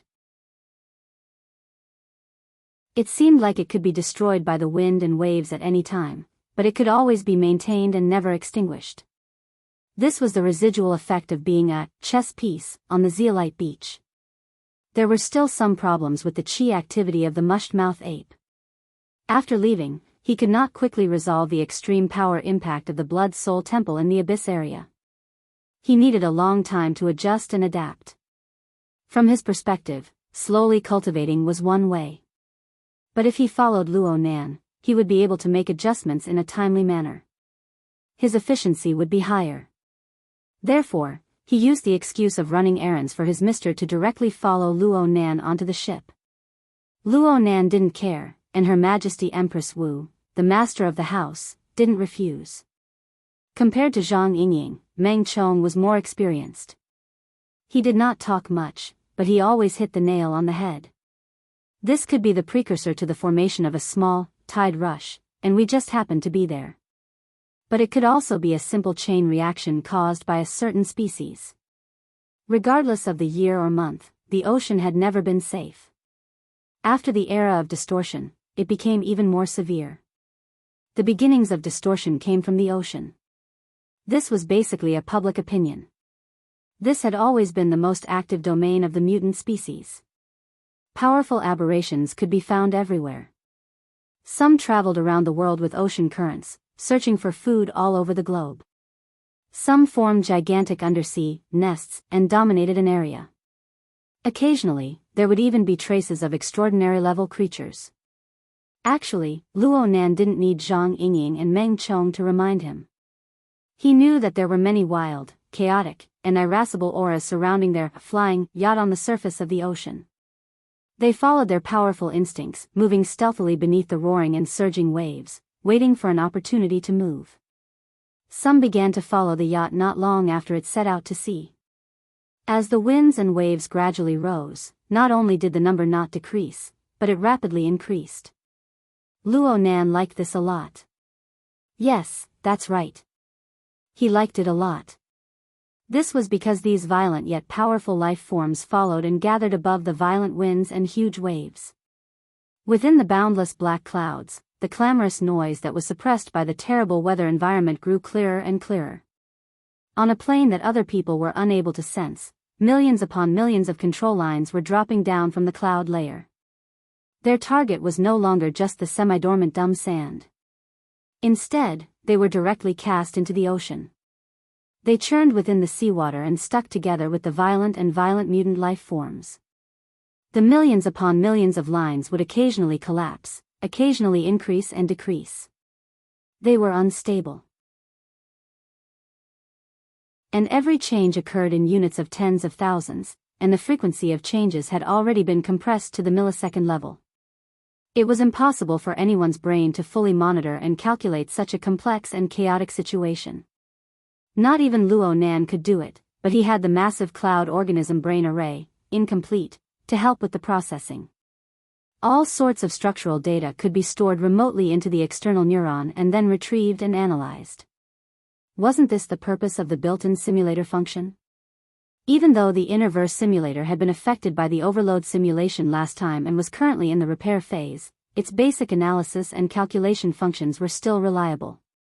Why didn't Luo Nan take the more efficient airship? Why did he strongly request to come to the ocean?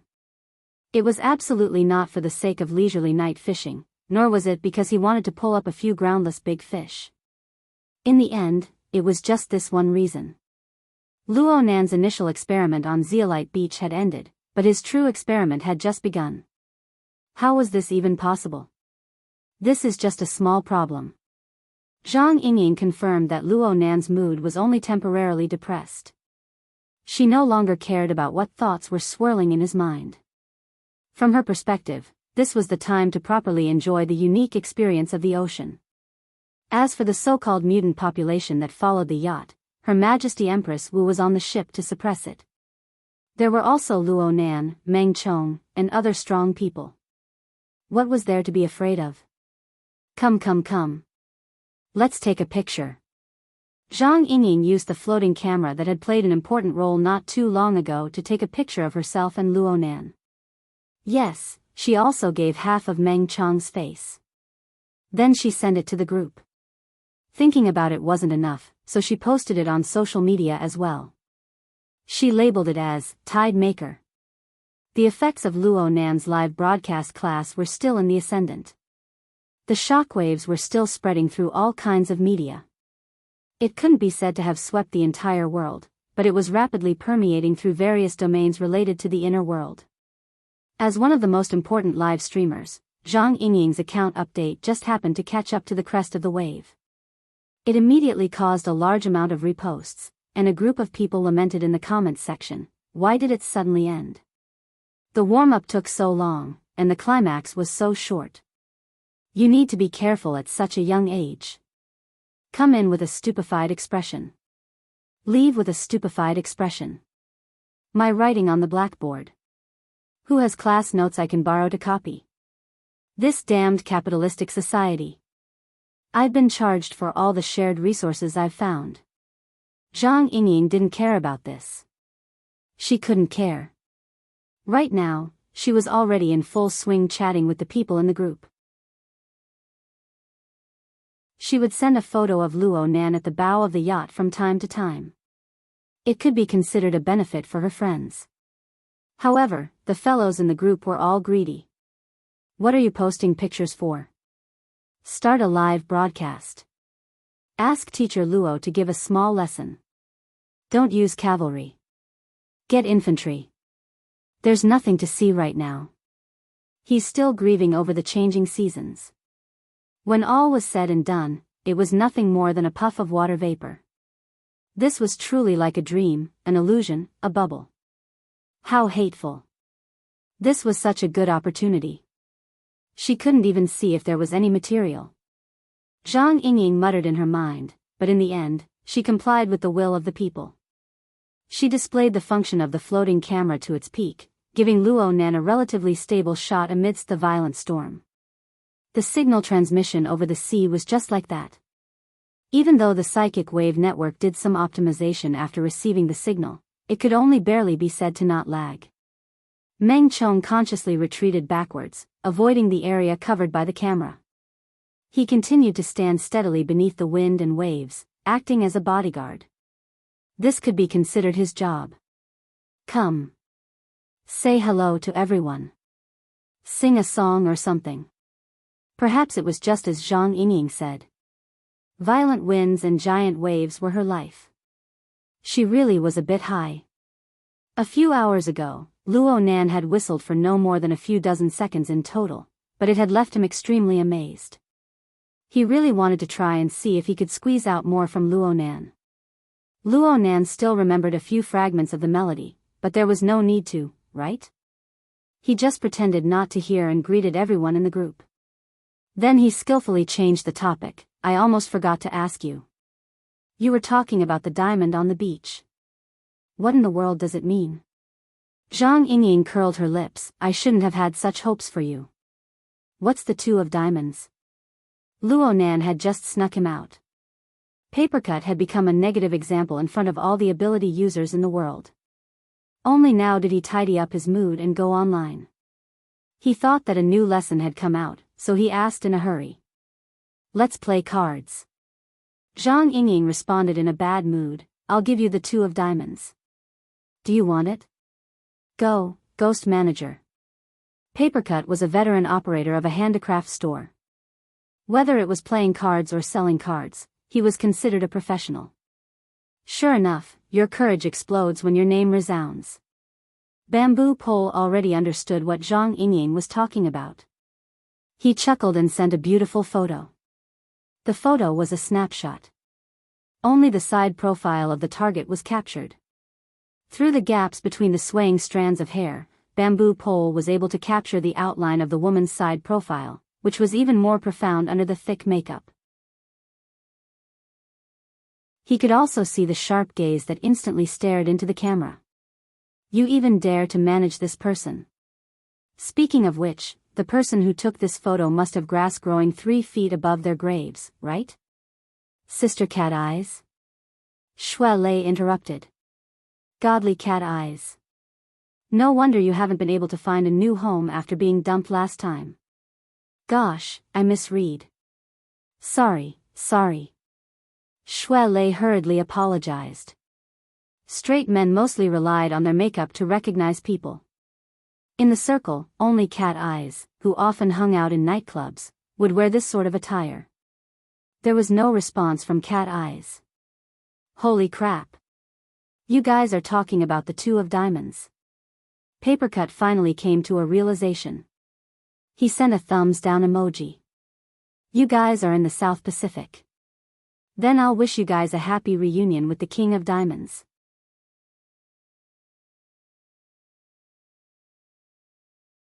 Chapter 991. K of Diamonds?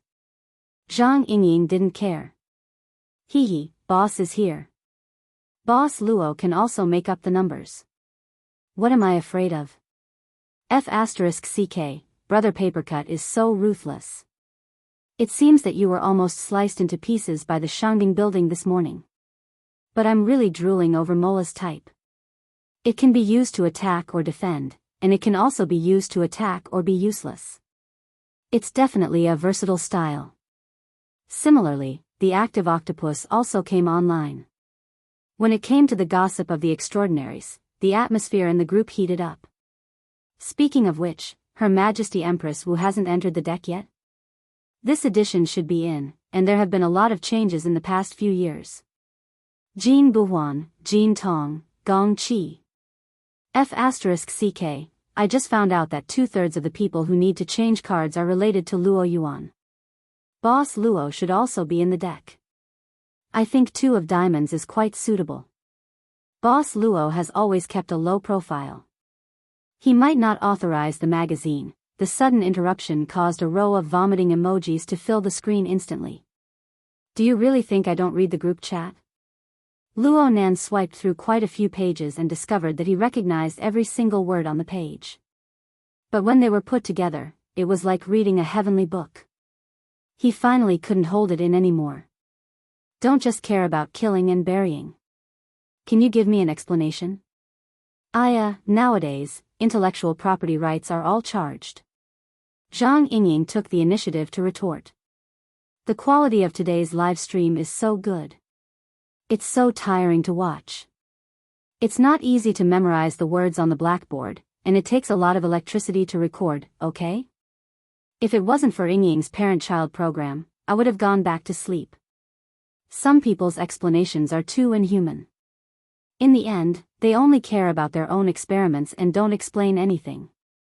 It's really embarrassing for us researchers. The octopus was also full of complaints. I was almost dragged to the Shangding building to be dissected. In the end, I was laughed at by that brat He Dong Lu the entire way. Have you ever considered my feelings? Papercut was truly resentful.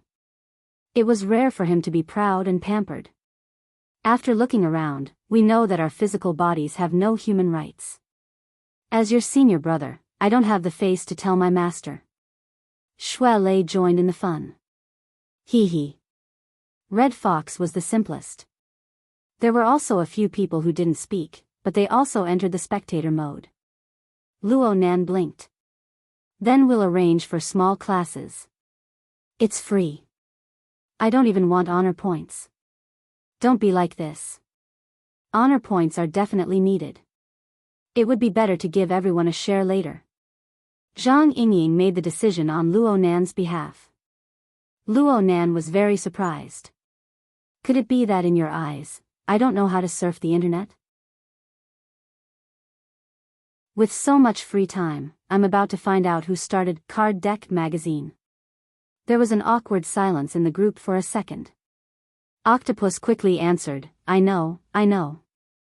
Deck magazine is controlled by the Mystical Information Society. It's a semi-official media organization authorized by the Star Alliance Committee. It said that the big shot behind them is Bai Hao. You know Bai Hao, right? He's a veteran extraordinaire. He lives in STEM City and works in the world government. He's the highest representative who connects with the inner world all year round. When you guys arrived at D City, didn't you pay your respects to the mountain head? That's old news. After Bai Hao retired 2 years ago, he didn't seem to care much about things on the surface. That's why the Deck magazine has always wanted to launch a supplementary deck, but it's difficult to produce it. Out of the 80 to 90 extraordinaries, only 52 of them were recorded. They even keep talking about the authorization. In fact, it's hard to say if there will be a next issue. I say, don't you guys read the economic news? Bamboo Pole was very astonished at the knowledge and information sensitivity of the human evolved elites in the group. Yesterday morning, the Mystical Information Society already made an announcement. Deck magazine has already changed hands, okay? The person who took over is also super high profile. What? Changed hands? Bai Hao is holding the line in the back. Who would dare to take over if they aren't extraordinaries? Wouldn't they be worried that there'll be another shocking gossip like, for the sake of the ghost card, Rabbi the Clown fights a secret battle with a High Lord? No, a natural disaster? Fuck, blood demon. Isn't this guy messing around? Following the transfer of the news link, the topics in the group once again deviated towards an unbearably chaotic state. However, Luo Nan, who was relying on himself to look up information, was already barely able to keep up with everyone's rhythm. At the very least, he already had a relatively clear understanding of what Zhang Yingying meant when she said, square. Simply speaking, the recently chaotic Deck magazine, which had a powerful background in the past, specifically targeted extraordinaries. It made a rather public, BA, ranking in the form of playing cards. They made it seem like they were wanted criminals. The above was Luo Nan's ridicule. The Deck magazine's ranking logic was as follows: there were 54 cards in a deck. The big and small ghost cards weren't used. They were left empty to show that the most powerful were undecided. The remaining 52 cards were divided into 4 suits. Each suit represented a type of extraordinary powerhouse. Among them, spades represented powerful and balanced. They believed that this type of extraordinaries didn't have any obvious weaknesses. They were strong enough to ignore weaknesses. They were considered the most powerful type. Hearts represented the pinnacle of flesh and blood. They chose people with powerful fleshly bodies. Plum represented the profundity of the spirit. They chose extraordinaries of the spirit side. Diamonds represented extremely troublesome. They chose the world's most famous troublemakers. They were extraordinary class ticking time bombs. There were also some small rules within this. For example, the 4 aces were just enough for the 4 leaders of the 3 great orders to divide them up. There was no need for further classification and ranking. The 4 number 2 cards were chosen from new extraordinaries. They showed that their potential was limitless. They could be the smallest cards, but they could also be the biggest cards aside from the ghost cards. They showed the rules of a generation, the will of a generation of gods. Also, it was generally believed that the 4 suits of J, Q, K, and A represented the strongest 16 people in the world, including mutants. This was because there was a mutant that was an exception. It was Poseidon, who was active in various regions of the world's oceans. He was the most powerful mutant in legend. He occupied the King of Diamonds. This was the blessing sent by Papercut. The Ace of Diamonds was true god Qianju of the Amaterasu order. Not to mention whether or not this was a coincidence, this position was very much in line with Luo Nan's heart. The focus of the discussion in the group right now was the Blood Demon, who was especially active on the internet and loved to cause trouble, had suddenly taken down this extremely controversial media magazine. He was definitely up to something. The key was what he was up to, and how he was going to do it. It didn't take long for the latest Deck magazine to be released. Powerful people like Her Majesty Empress Wu, who had just become extraordinaries in the second half of last year, would definitely be on the list as long as she didn't explicitly oppose it. Then would the most eye-catching Luo Yuan be on the list as well? What suit and what position would they be in? Boss will definitely be in the spades group. But if he doesn't lose, he'll be in 2 of spades. Zhang Yingying was naturally filled with confidence. Bamboo Pole thought a bit more. You can say that there's no problem, but the spades group is full of people right now. They're all veteran powerhouses. Every one of them is unbelievably stable. I feel like we'll offend them no matter who we replace. You can't just ask President Ouyang to abdicate, right? Fuck. Maybe that blood demon fellow will dare to make the decision for someone else. He can't wait to see Xia City in chaos and have some fun for him to see. What about Boss Luo? And that Mr. Mo from Bansheng? So insincere. Isn't it boring? I'm talking about what suit? You won't admit it even if I tell you to feign ignorance. It's definitely 2 of diamonds arrangement. My Miss Mola has been keeping a low profile lately. She's been cultivating her mind and character. She can totally be assigned to Plum Blossom. Bamboo Pole suddenly asked a question. Then how many cards do you think the sincere and smart Mr. Blood Demon will arrange for Boss Luo? The more Luo Nan understood the world, the more he felt that the twists and turns inside were far too complicated. Luo Nan gradually broke away from the chatting atmosphere of the group. He wasn't bored. He was just watching from the side. It was quite good. It was impossible for him to completely focus on chatting with others. The experiment at hand was always in progress. There was also the ever-increasing number of mutants following the yacht. They kept on expanding without end. In the end, they were still playing with fire. Meng Chong maintained a high level of vigilance from beginning to end. He paid attention to the roaring waves and the indistinct shadows of fierce figures.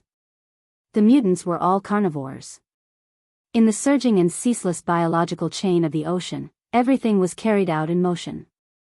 Eating, resting, and even reproducing didn't conflict with temporarily following the yacht. If they were in the mood and were sick of eating meat, it wasn't impossible for them to flip this large toy on the surface of the ocean and pick and choose to eat some snacks. Moreover, there were too many tyrannical creatures gathered in a relatively small area. This in itself was harmful to their mental state.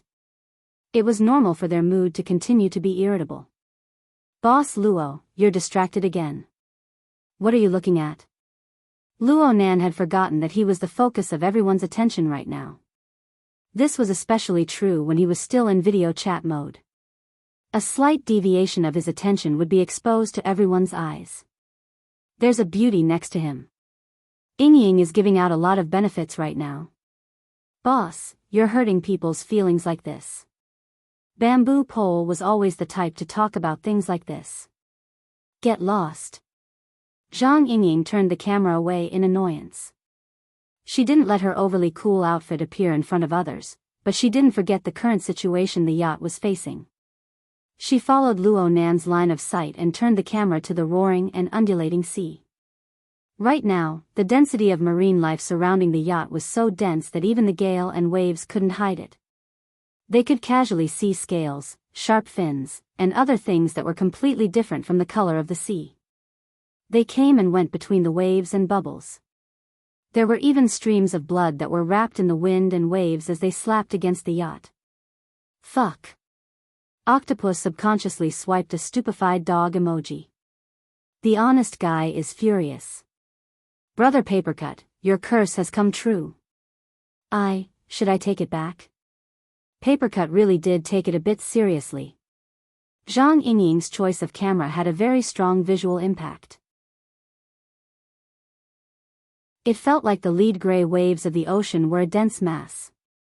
It was hard to tell whether the waves were crashing against the yacht, or these sinister marine life forms were carrying the yacht and flying on the surface of the sea. It wasn't just them. Zhang Yingying, who had already been mentally prepared, was shocked. How long has it been? How come there are so many now?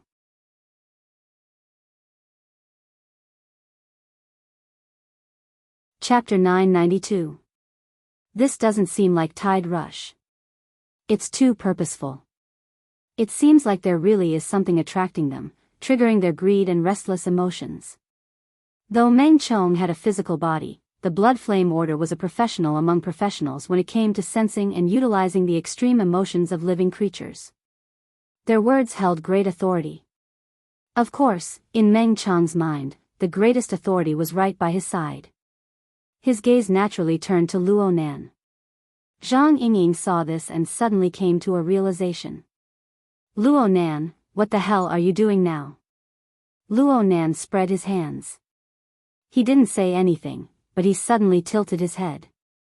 Do you guys hear something? Don't change the subject. Do you have ears? Oh, I was wrong. It's an oscillating psychic wave. It seems to be a cry for help. A cry for help? Who? Is there a ship in distress nearby? Zhang Yingying really did communicate with the cockpit as she spoke.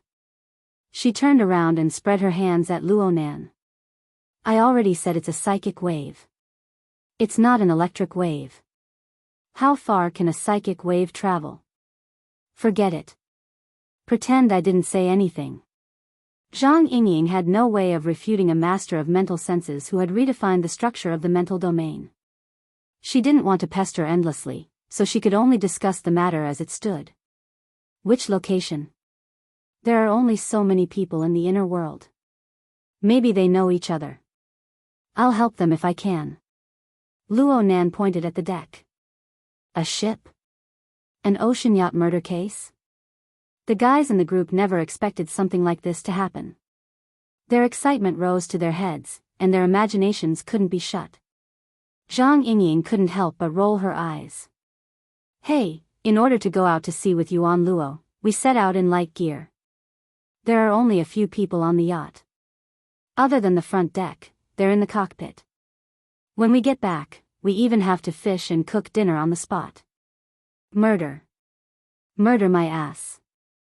Bamboo pole was more reliable. You mean under the ship, in the ocean? Cat Eyes, who had been silent all this time, suddenly said, maybe they're already in the belly of a big fish. Needless to say, it wasn't impossible. Not to mention the undulating sea surface that had a height difference of over 10 meters, even if the surrounding sea was densely packed with marine life, only 10 to 20% of them were mutants. It would be a fatal danger if one were to fall inside. Zhang Yingying knew her own limits. Just by looking at the situation, she knew that if she fell down, she could only scream for help. She saw that Luo Nan's mind was a bit erratic. Perhaps he was still trying to capture the exact source of the psychic wave, but she was not surprised. She turned her gaze to look at Meng Chong. Lao Meng? Zhang Yingying's deliberate closeness wasn't the main point. The main point was her intimate relationship with Luo Nan. So, Meng Chong bowed slightly and was very polite. The qi dynamic in the sea is chaotic, and extreme emotions are mixed together.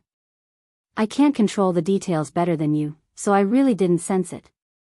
However, if there really was such a spiritual wave, being able to keep up with the high-speed cruise ship and transmit it in such a noisy environment, it must have a certain level of strength and should also have an outstanding disguise method. If that's the case, I could have just taken advantage of the chaos to escape. Yet, I ended up in a situation where I had to ask for help. It's either that I ran out of energy and couldn't maintain my disguise for a long time, or that I'd been locked onto by someone stronger. If it's the former, the other party should do their best to approach the yacht and attract our attention. If it's the latter, I can basically confirm that this is a conflict on the B rank level. There are a few B rank mutants in the surroundings, but there aren't many. There are even fewer areas of conflict. Meng Chong's way of thinking was quite rigorous, but there were still a few B rank mutants. Zhang Yingying rolled her eyes again. But in this large ecosystem of the sea, Meng Chong's description was completely correct. This was especially true around T-City, the most important hunting ground for marine mutants in the world. So, was there a conclusion? Zhang Yingying looked at Luo Nan once more, but Luo Nan still didn't speak. Not only that, but his gaze was oddly cast towards the sky. It really was confusing. On the contrary, Meng Chong hesitated for a few seconds before his gaze turned to a certain location on the starboard side of the front deck. Zhang Yingying was very quick-witted. Her gaze and the camera followed at the same time. She showed great mercy and gave her friends in Xia City a live broadcast. The timing was just right. Only a second or two passed before a dark green shadow suddenly appeared on the side of the ship. It leaped out at a speed far exceeding that of most marine life forms. Under the dusky sky and sea, its body seemed to have been smeared with a layer of fluorescent substance. It was extremely conspicuous. However, everyone could more or less see that this was a natural radiation phenomenon when its spiritual power was fully unleashed. It clearly couldn't hide any longer and fled with all its might. What was that? The fluorescent light reflected a silhouette. It was malevolent and ugly to the point of stupefaction. It was like an extremely large spider covered in muscles. It stuck close to the surface of the sea and floated past with a whooshing sound. A water spider? Speaking of which, I saw a bull's head. Was it an illusion? With the current transmission speed of the satellite network, a relatively smooth image could still be seen. But once it entered the high-speed range, it would be so blurry that even one's own mother wouldn't be able to recognize it. Before the group of people in the group could struggle out of the low-quality image, a long gray shadow leaped out. The surging water around its body was like a high-speed water blade. It hummed and hissed, beheading countless shoals of fish in its path. A few muffled sounds of metal rubbing against metal could be heard in the middle. "Ah, my boat!" Zhang Yingying's cry of surprise was only a foil. Most people's attention was still on the chase. The muscular spider in front looked huge, but its lightness was incredible. It moved on the undulating waves of the sea as if it was walking on flat ground. It was extremely agile, as if it could fly at any time. As for the one chasing behind, it looked like a conger eel or a sea snake. It looked fierce and violent, like a long spear or a giant axe. With a single movement, it could cut apart all living things in its path. It had an extremely strong explosive power and was definitely faster than the former. It was just that its agility was slightly inferior, which was why the muscular spider in front of it had repeatedly escaped. Perhaps that was why the muscular spider did not dare to go too far. It used the yacht as cover and circled on the surface of the sea. It really is a B-class. Zhang Yingying was a little jealous. Generally speaking, the B-class spiritual side was easier to distinguish. It was based on whether one's consciousness could penetrate into the abyss and interfere with it. The standard for physical side was a little more vague, but turning nothingness into reality was definitely a hard bar. To be able to borrow power from relatively insubstantial objects such as seawater and the atmosphere, even with the addition of the racial ability, it was not too far off. After watching for a long time, everyone had absorbed enough images and began to distinguish some things. F***CK, a battleship slicing blade. Which one, the one behind? Obviously. Bamboo Pole was still at the level of an intelligence expert. In a few seconds, he had sent the information and relevant images to the group. Be careful, this kind of mutated blade eel is also a stubborn child. Its entire body is harder than gold and iron. Cutting the hull of a ship at high speed and causing a shipwreck is a common occurrence. Moreover, it is used to non-hunting killing, so there is no reason for it to slash people. If you could send this 10 seconds earlier, I would be very grateful to you. Zhang Yingying blew hard on her forehead to dispel the annoyance in her heart. The problem was that the hair in front of her forehead was already wet and could not be blown up. It was even more annoying to have it lying on her forehead. The starboard hull is damaged. There is no leakage right now, but it will be hard to say in a few minutes. Also, what is that deformed thing in front of us? Right now, everyone knew that it was not a spider and that the bull head was not an illusion. That fellow really did grow half a bull's body. Its muscles were knotted, and its head had a short horn, a long face, a thick nose, and a large mouth. It was indeed an enormous bull head. However, the area where the bull body and the spider body were connected swelled and deformed. It began to rapidly transform into the image of a spider, and the dark green fluorescence it emitted came from this area. 8 hairy claws extended out from the area where the body was connected. The tips of the claws were faintly discernible, looking extremely tough and sharp. Zhang Yingying frowned as she evaluated. This body structure is a bit like a human-faced arachnid.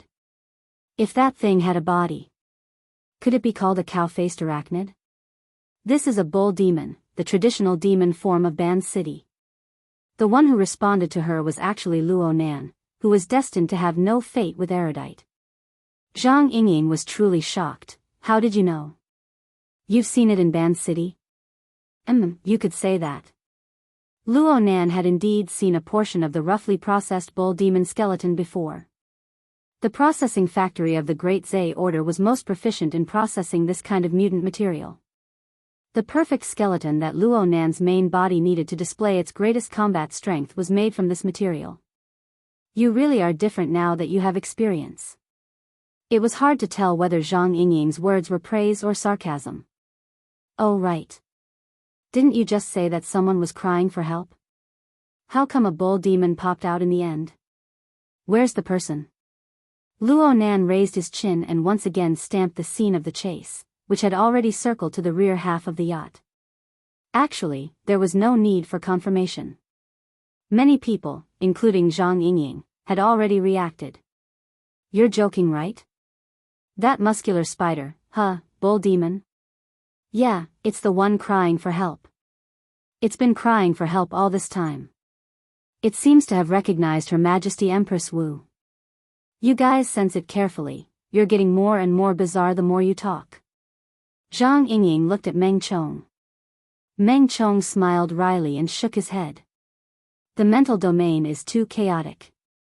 I'm not good at this. Luo Nan felt that the situation was very clear. This bull demon is very smart. It has some ability to communicate with people. It discovered that it was being chased and that its chances of escaping were slim. It simply fired psychic waves to tangle with us. Let's hope that Her Majesty Empress Wu can save its life. The chain of logic is quite complete. Zhang Yingying could only give this evaluation. It must be said that the level of intelligence of high-level mutants had always been the focus of research in the wilderness. Ever since the era of mutants, there were hundreds of cases of mutants and humans realizing the communication of consciousness. Be it true or false, these cases occurred every year. Zhang Yingying would not easily refute or deny a person of authority like Luo Nan. She just wanted to figure things out. You're saying that it went looking for the boss, and then you monitored it? Something like that. The boss didn't respond to it? Not at the moment. It should be. Indeed. Zhang Yingying looked at the exhausted appearance of the bull demon. If Her Majesty Empress Wu allowed it, then it wouldn't be like this. The boss didn't respond to it. Could it be that he thinks it's too ugly? He probably doesn't want to get involved in trouble. Zhang Yingying pursed her lips. I feel that letting it go would be a big problem. If we let that battleship slicing blade make a few more rounds, then it'll be our turn to send a distress signal. How far away is T-City? It's the standard way to throw our face into the Pacific Ocean. Luo Nan grunted. That proves that Her Majesty Empress Wu feels that interfering would be a big problem.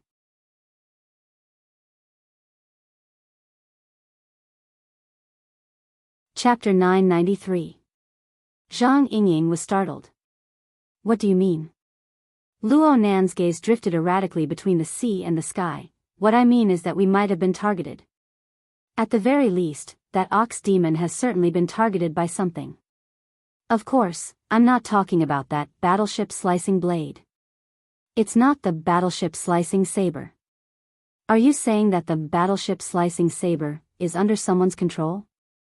Yeah, he probably wants to rush to the periphery. Luo Nan responded unhurriedly. Right now his attention only occasionally swept across the scene of the pursuit.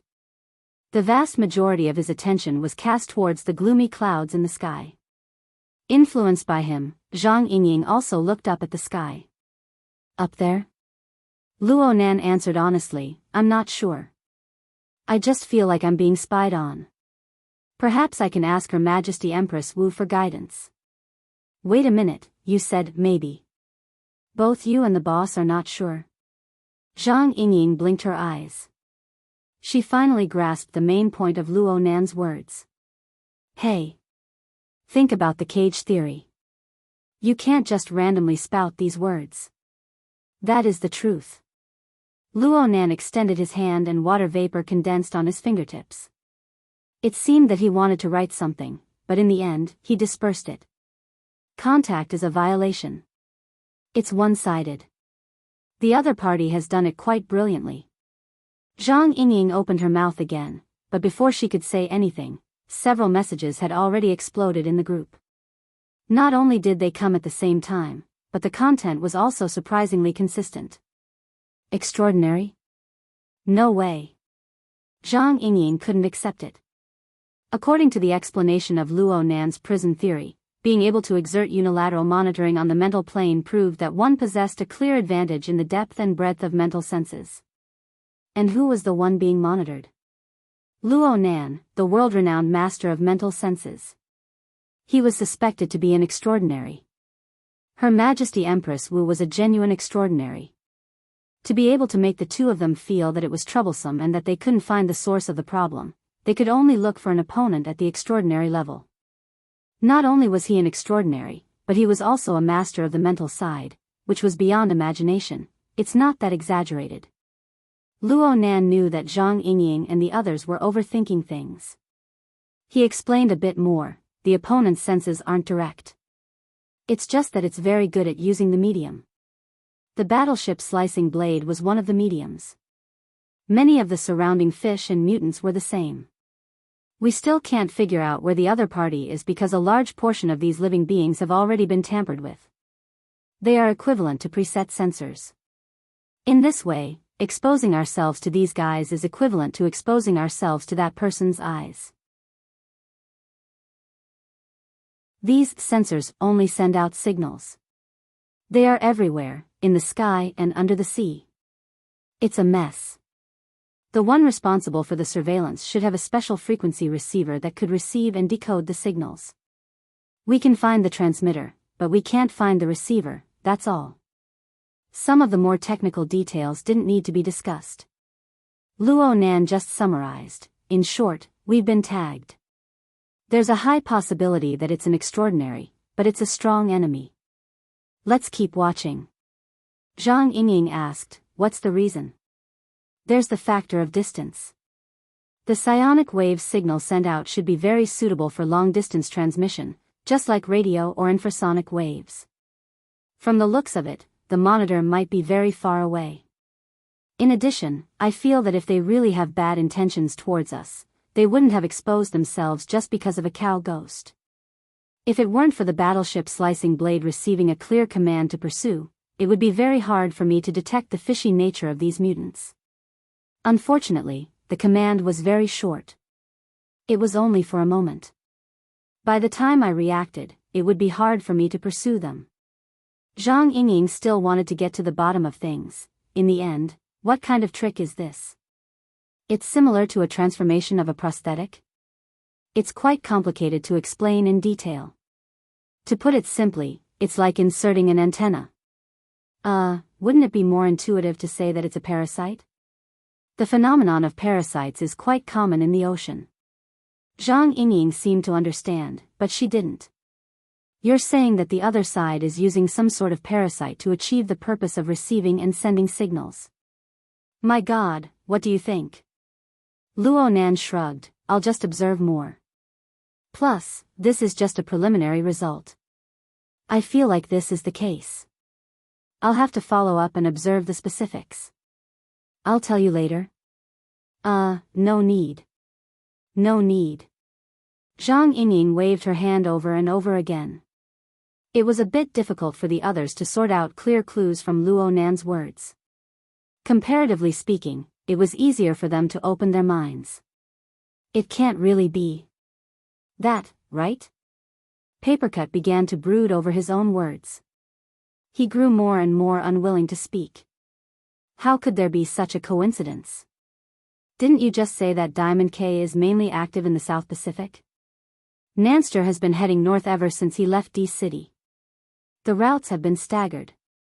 The more Octopus put forth his arguments, the more guilty he gave others. Diamond K, Poseidon. Luo Nan had heard of this legendary mutant before. However, he was influenced by ancient myths and unconsciously thought of this fellow as a human. Now that he recalled the relevant information, he was actually unable to recall a more concrete image. He asked Meng Chong, who was beside him, what species did Poseidon mutate from? A whale? There's no specific image. This statement was more or less outside of Luo Nan's expectations, no? Meng Chong nodded slightly, yes. Legend has it that when Poseidon appears, there will always be gales and huge waves in the ocean. Large amounts of marine life are the precursors. He is one with the ocean. He is extremely mysterious. Meng Chong looked at the ocean when he spoke to this point. He was suddenly unable to continue speaking. A series of dull or dark emojis were sent in the group. Zhang Yingying glared at him. Old Meng, you're doing this on purpose. Meng Chong lowered his eyelids. That's what the relevant information says. Zhang Yingying choked. She was actually unable to refute. Luo Nan was very curious. No one has ever seen his true appearance. Then how do you know if he's Poseidon or not? If someone wants to kill someone and steal their goods, they can just use a storm to push the blame onto him. Isn't that a bit too easy? The truth is that it's very easy to confuse. It's said that within the small circle of extraordinaries, there are ways to distinguish if someone is Poseidon or not. However, there are also people who are very good at using this method. For example, Nick, the most vicious and evil pirate extraordinaire. It's said that he used Poseidon's name to do many priceless transactions. I think I've heard of this person before, but for an extraordinaire to be a pirate. Zhang Yingying sneered, it's because he did too many shitty things on shore, causing everyone to join forces to hunt him down. He could only hide in the ocean. Don't stray from the topic. Don't stray from the topic. Isn't talking about Poseidon straying from the topic? I really want to run a bit. Meng Chong continued to return to the topic of Poseidon amidst Zhang Yingying's grumbling. Because of Poseidon's mysterious characteristics, a kind of worship has developed in T-City, Two-City, and other ocean cities. A few small mysterious orders have formed, and they revere him as the will of the ocean. Most of them are fragmented and unsystematic. But even under these circumstances, some rituals are effective, and they are quite consistent. With this evidence, we can basically be certain that there is some sort of extraordinary power, watching the past in the domain of orders. I'm sorry. This is too anthropomorphic. Perhaps it's more objective to call it resonance. Luo Nan keenly grasped the strand of meaning within Meng Chong's words. You're comparing the will of the ocean and the will of the blood flame? Meng Chong hesitated for a moment, but he still said, the personification of faith has never been what we want. Luo Nan nodded. The vast majority of the world doesn't change based on people's desires. However, in a place as small as Earth, I also feel that it's very tasteless to call oneself a god. Everyone could hear that Luo Nan's words had stirred something, but no one could guess the specific trigger. Whether it was the front deck or the group of friends, no one responded for a time. In the end, Luo Nan laughed. Since you're not sure which one it is, then don't put your mind into pondering over the most troublesome part. Poseidon certainly isn't the only extraordinaire level mutant in the Pacific Ocean, right? That's true. Just the South Pacific alone is a bit more active. You can put together a table of mahjong. I won't play mahjong with them today. Zhang Yingying gave him a virtual kick. Forget it. I'll go ask the boss and see what she says. Maybe she already knows what's going on. Meng Chong spoke at practically the same time. Mister, it won't be easy to disperse the shoals of fish and mutants that have followed us. But it's best to specially deal with that cow ghost. What Meng Chong said was a prudent argument. It was very clear that the cow ghost was a key point. Before the other side showed any obvious hostility, it might be better for both sides to chase the unstable factors far away. Luo Nan went, "Oh," before he could respond. Not too far away on the surface of the sea, the cow ghost made another turn as it fled. It practically stuck to the front of the enormous waves stirred up by the gales ahead. It was like a Qigong expert chasing a cicada in 8 steps on a precipitous wall. With a few successive strokes, it borrowed the force of the waves to quickly make a turn. It stuck to the enormous waves that had already rolled inward, narrowly avoiding the pursuit from behind. Right now its direction was already parallel to the direction of the yacht. Comparatively speaking, the battleship's slicing blade was reckless. Its charging momentum didn't decrease in the slightest as it forcibly pierced through the enormous waves. It was as if it was a thin piece of paper. Similar scenes had already occurred many times before. One didn't need to look to know that the mutant blade eel would once again cleave through the enormous waves in less than half a second to slaughter its way back. Therefore, the cow ghost, which had just avoided a calamity, didn't stop at all. Its 8 sharp limbs lightly sliced across the surface of the sea.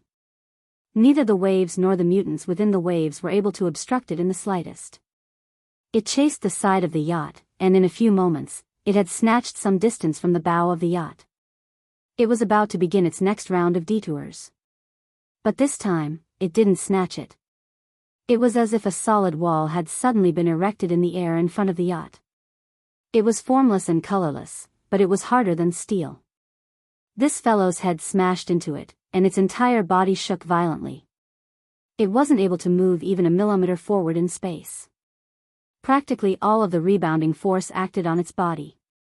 It only stiffened for an instant before going limp. The yacht just happened to catch up to it at high speed, sending it flying. It then ran over it a second time, submerging it within the dense flood of seawater and living beings. You're tuning into the Dreamy Love Stories YouTube channel. Don't forget to subscribe and join us on this journey to catch the most captivating stories.